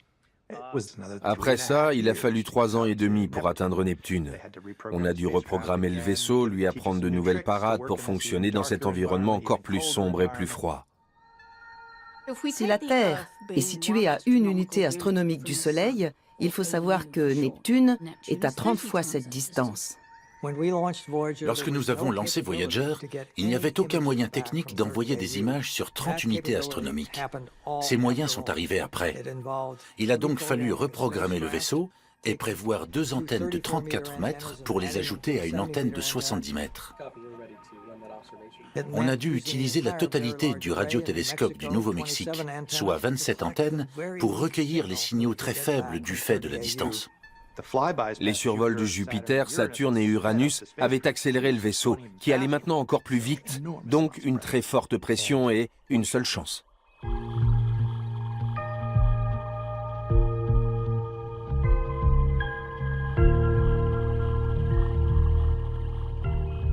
Elle était là, au bord de notre système solaire, comme si elle attendait que quelqu'un vienne admirer sa beauté, que des humains passent à proximité et s'émerveillent. Neptune était photogénique dès le départ. J'avais déjà fait des photos de Neptune sur Terre, mais on ne voyait pas grand-chose. Après tout ce que j'avais imaginé, la voir en vrai comme ça, quel flash! C'était une boule bleue brillante qui rappelait un peu la Terre. Ce qui était assez étrange pour la dernière planète que nous allions découvrir.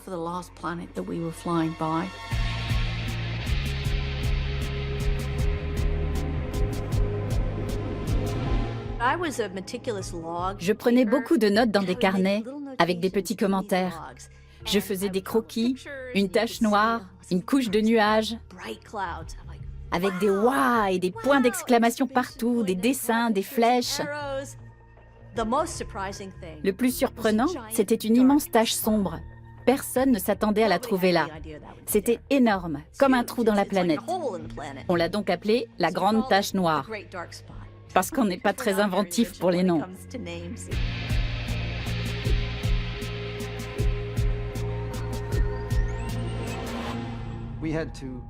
On devait faire une prévision des tempêtes sur Neptune pour les filmer le dernier jour. Et au même moment, sur Terre, il y avait un ouragan au large de la côte est des États-Unis. Et les météorologues essayaient de prévoir quand il arriverait sur les côtes. Ils voulaient des prévisions à 12 heures, mais ils avaient un mal fou parce qu'ils n'arrêtaient pas de changer de position. Alors que nous, on notait tranquillement nos points sur du papier millimétré et on disait, voilà, dans 2 semaines, cette tempête sera ici.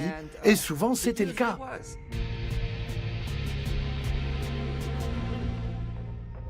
Pour Jupiter, Saturne et Uranus, l'objectif était de survoler les planètes de telle sorte que le vaisseau soit propulsé vers la suivante. Mais pour Neptune, qui était la dernière, nous avons pu prendre une autre trajectoire, ce qui nous a permis d'avoir une image vraiment spectaculaire des anneaux et une vue arrière sur tout le système. C'était vraiment magnifique. Imaginez un peu capter l'image des anneaux de Neptune, qui ont une réflectivité 2 fois plus faible que la suie, dans une lumière 1000 fois plus faible que sur Terre. On a donc 1/1000 de lumière et on essaie de capter quelque chose qui est 2 fois plus sombre que la suie, sur un fond qui est noir d'encre. More than one ring could be seen even in the raw images, the so-called ring arcs. And it seemed reasonable that this was indeed the lost arc that our imaging team raters were looking for. Now you're going to turn on me, right? À proximité de Neptune, on voulait s'approcher de Triton, qui est un monde en soi, sur une orbite rétrograde autour de Neptune. À l'arrivée de Voyager, Neptune et Triton n'étaient pas alignés. Il y en avait une ici et une en bas. Que faire? Il y avait une solution. C'était de survoler le pôle Nord, très près de Neptune, pour infléchir la trajectoire du vaisseau en direction de Triton. Mais ça voulait dire s'approcher à seulement quelques milliers de kilomètres de la couche nuageuse jusqu'à l'effleurer. Et il fallait trouver le point exact. Notre crainte, c'était de ne pas connaître assez bien l'atmosphère de Neptune. On n'était pas sûr que le vaisseau n'allait pas chuter. Il pouvait aussi y avoir des particules dans les arcs. On risquait de pénétrer dans un nuage d'éclats de matière. Et là, ce serait la fin. La moindre erreur de calcul et au lieu d'effleurer le dessus des nuages, on traverse la couche et le vaisseau prend feu. Une petite erreur dans l'autre sens et on passe trop loin. La trajectoire n'est pas assez descendante et on percute Triton et c'est la fin de la mission. Et on n'a pas le temps de tergiverser, il faut appuyer sur le bouton. Ça aurait été fascinant d'être dans ce vaisseau pendant qu'il passait tout près de ces nuages magnifiques. Et tout d'un coup, alors qu'il survolait le pôle de Neptune, de voir s'élever la grosse lune, Triton.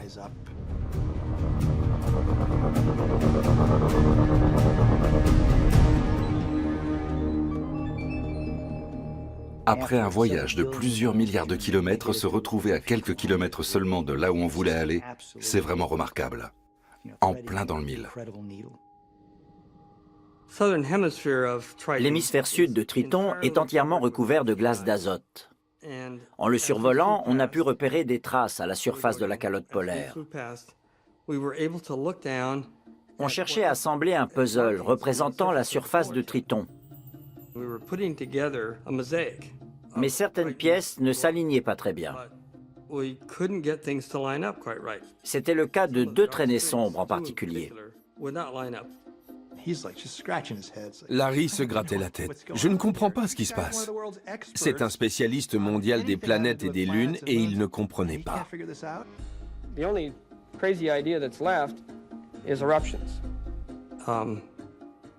Je me suis dit, passons-les dans un stéréoscope, un verre rouge et un verre bleu. Et là, les images, en se superposant, ont montré des formes en 3 dimensions. C'était des geysers. Je me suis dit, mince alors, on avait la réponse.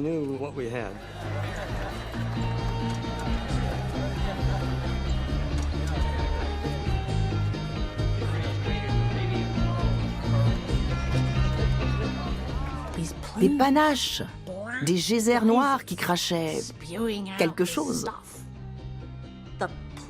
Des jets immenses, à des kilomètres de la surface. On voyait des éruptions dans un environnement qui aurait dû être glacé, éteint. C'était le dernier endroit où on aurait pu imaginer des éruptions, sur ce satellite si éloigné du Soleil. On est à 37 degrés au-dessous du zéro absolu. Il y a donc des geysers, sous influence solaire, alors qu'on est à 30 unités astronomiques du Soleil. Qui l'eût cru?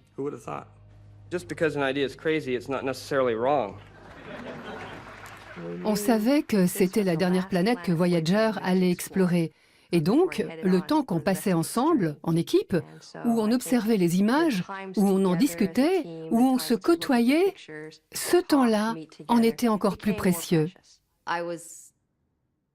Un jour, je passe devant le bureau de la secrétaire qui me dit « Candy, il y a un journaliste qui veut te voir. » Et il me dit « Le compte à rebours est en train de passer des moins au plus. » Voyager est en train de quitter Neptune. Est-ce que ça vous fait quelque chose? Et là, j'ai fondu en larmes.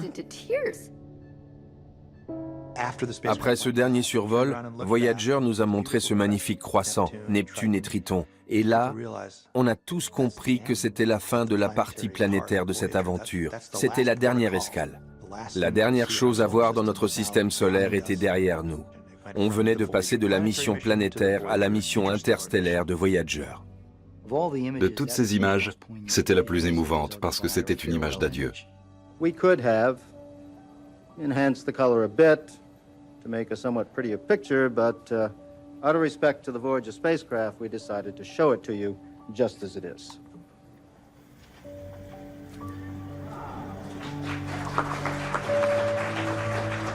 So this was Voyager's farewell to us, and it's our farewell to you. The way I looked at it was, Je me suis dit, on a vraiment accompli quelque chose de génial. Une mission plus que réussie. On était un peu triste. On avait mis beaucoup d'énergie dans cette mission.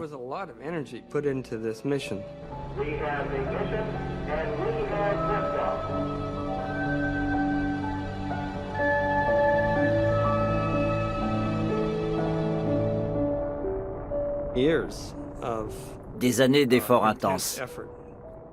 C'était la fin d'un voyage sentimental.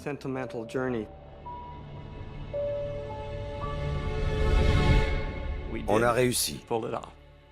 Mission accomplie. C'est important.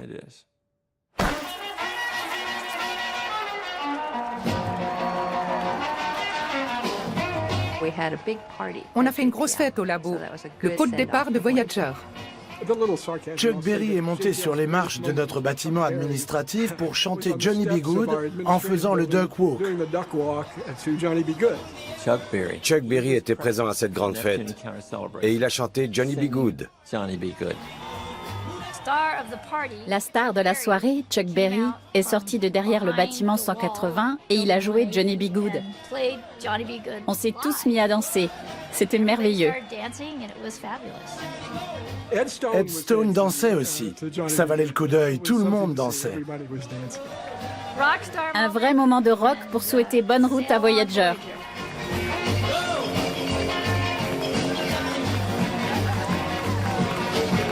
I'm going to go get some sleep, or maybe I'll do a little more dancing. Thank you very much. Luke?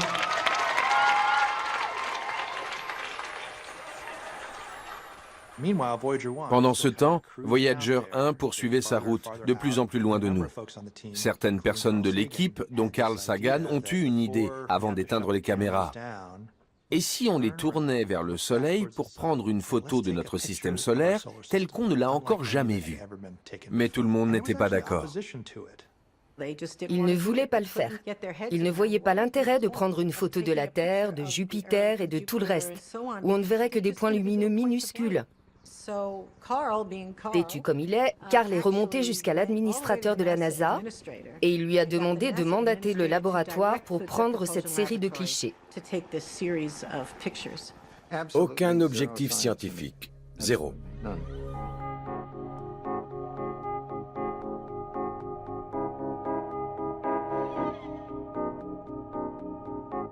Les gens prennent des photos de notre planète depuis aussi longtemps que le programme spatial existe. Mais personne n'en avait jamais fait une comme ça. C'est le jour de la Saint-Valentin 1990 qu'ils ont fait ce très beau portrait de famille.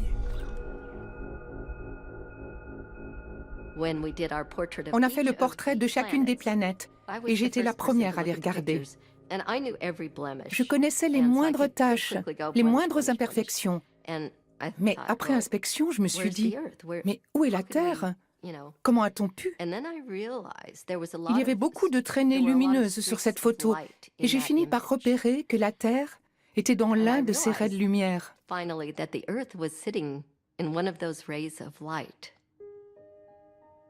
Je suis restée un long moment assise à regarder. C'est fou, la Terre est là, la Terre vue par Voyager. Quand j'ai été remise de mes émotions, j'ai commencé à passer des coups de fil. J'ai appelé Brad. Brad, c'est bon, on l'a. J'ai appelé Carl. J'ai appelé mon père. And so this is a different kind of milestone than the scientific milestones we've had, one that is really symbolic.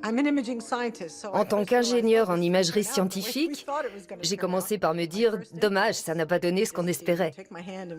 J'ai eu le réflexe d'essuyer l'image pour enlever la poussière, parce qu'il y en avait pas mal. L'un des grains de poussière que j'essayais d'enlever, c'était la Terre. Mais ce n'était pas grave, parce que dans le regard de Carl, c'est devenu une allégorie de la condition humaine. And the next slide.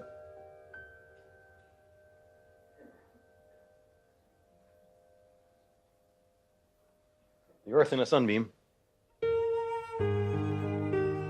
In this color picture, you can see that it is in fact less than a pixel. And this is where we live, on a blue dot. On that blue dot, that's where everyone you know and everyone you ever heard of and every human being who ever lived out their lives. I think this perspective underscores our responsibility to preserve and cherish that blue dot, the only home we have. Mon père parle de cette petite tache dans la vaste nuit cosmique. Il dit qu'on fait partie d'un grand tout, mais aussi qu'on est seul. À un moment, il dit même qu'aucune aide ne nous viendra de l'extérieur pour nous sauver de nous-mêmes, et que c'est à nous de le faire.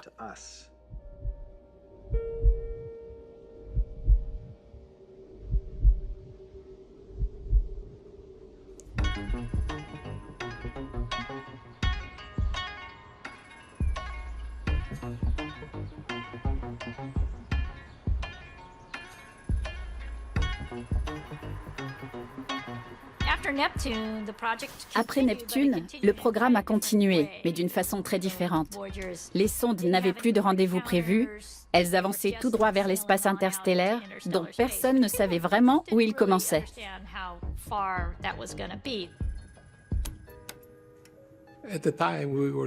À l'époque où on a conçu Voyager, on ne connaissait pas les frontières de l'espace interstellaire.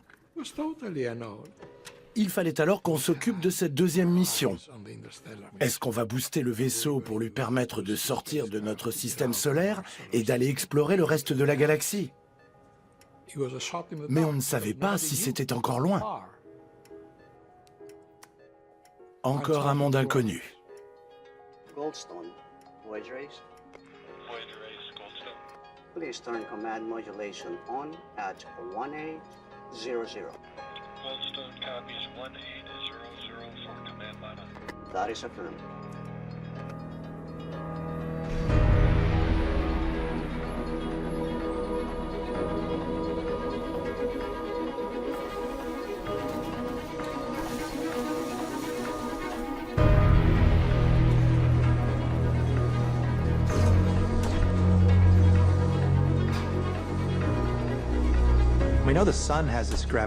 On sait que le Soleil a une influence gravitationnelle qui s'étend jusqu'à la moitié de la distance qui le sépare de l'étoile la plus proche. Une fois que Voyager sera sorti de cette influence, il mettra encore des dizaines de milliers d'années pour arriver aux confins du système solaire. Mais le champ magnétique du Soleil ne va pas aussi loin, c'est une sorte de bulle. Et où laisse-t-il place à la galaxie ? Voyager a continué sa route sur plusieurs années sans qu'on puisse détecter le milieu interstellaire.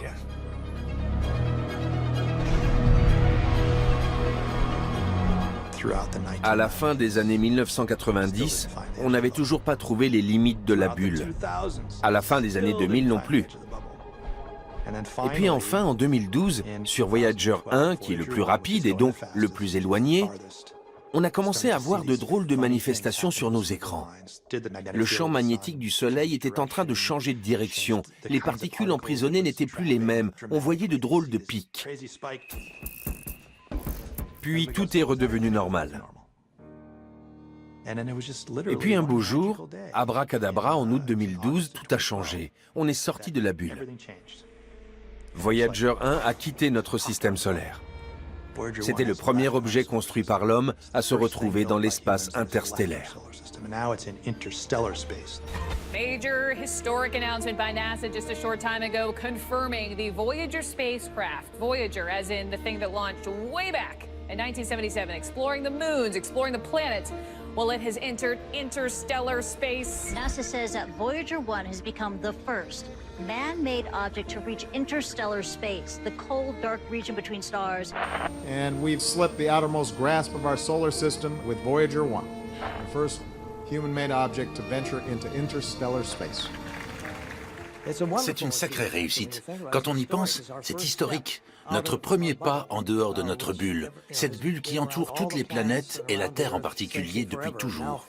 Et soudain, ce petit objet construit par nous a quitté la bulle et se retrouve dans l'espace qui sépare les étoiles. J'ai adoré ce moment. C'était comme si l'humanité tout entière était arrivée dans l'espace interstellaire, comme si Voyager avait transporté un peu de nous dans la galaxie. C'est ce petit engin, ce petit vaisseau spatial qui continue sa route. Personne ne sait vraiment comment, mais tout le monde est avec lui.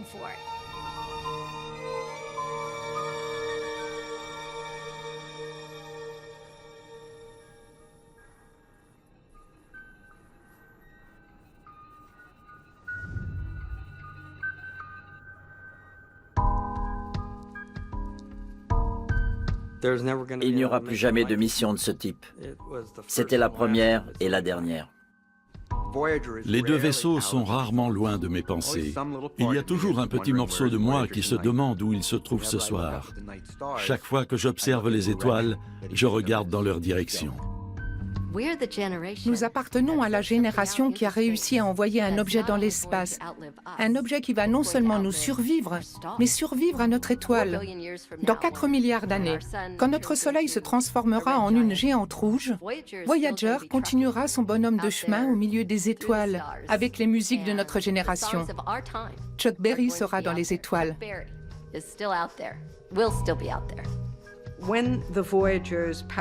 Quand les sondes ne seront plus alimentées en courant et qu'elles ne pourront plus envoyer d'informations utiles, c'est là que le disque doré prendra tout son sens. Quand tout se sera éteint, ces deux disques seront toujours quelque part dans l'espace interstellaire pour remplir la dernière partie de la mission.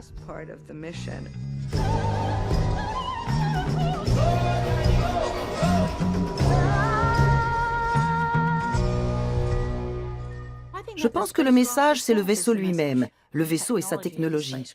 Les générateurs à radioisotopes, le système de communication, tous les instruments de mesure, tout ça est porteur d'un message qui dit « Les gens qui ont construit tout ça savaient ce qu'ils faisaient ». Est-ce que l'univers ou le système solaire ont changé pour autant? Non. Mais nous, avons-nous changé?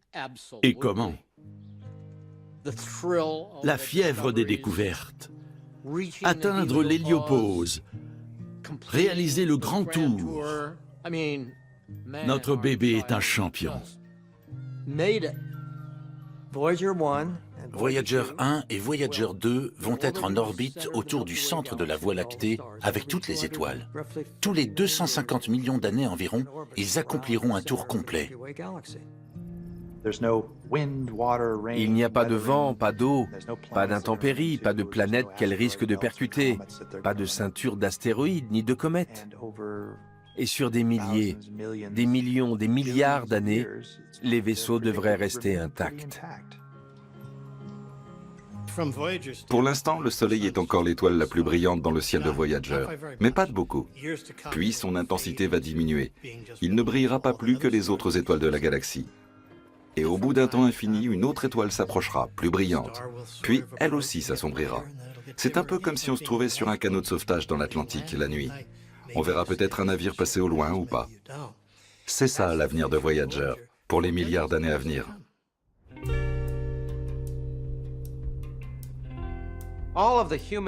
Toutes les tragédies humaines, toutes les inquiétudes qui nous agitent seront oubliées depuis longtemps. Notre existence en tant qu'espèce, nos grandes victoires, les choses qui nous semblent les plus importantes, tout ça sera oublié. Et l'univers s'en moque. Mais il est possible qu'au moins un objet créé par nous soit encore là, quelque part. Et qui sait, peut-être qu'un jour, selon une probabilité infinitésimale, un autre être vivant le trouvera et apprendra que nous avons existé. C'est hautement improbable sans être impossible. Et c'est cette chance infime qui nourrit notre espoir.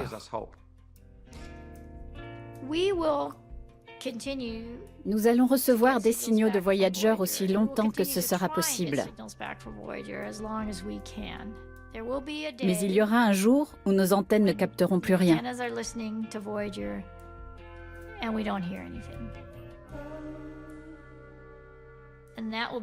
Ce jour-là, nous arrêterons les communications avec Voyager.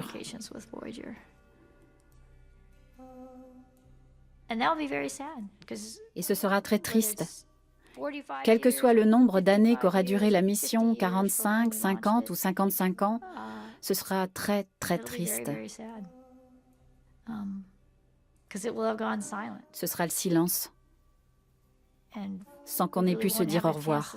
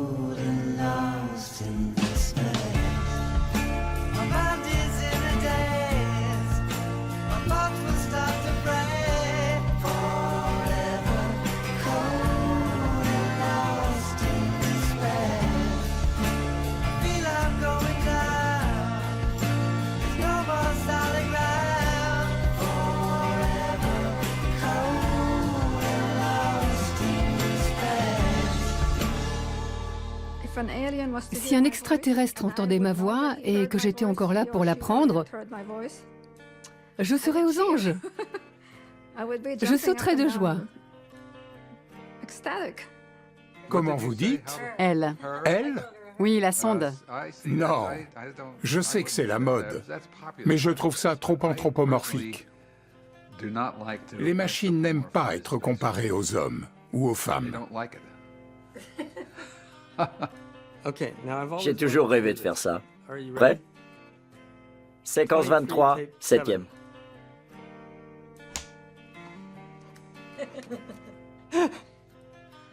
Voyager. J'adore.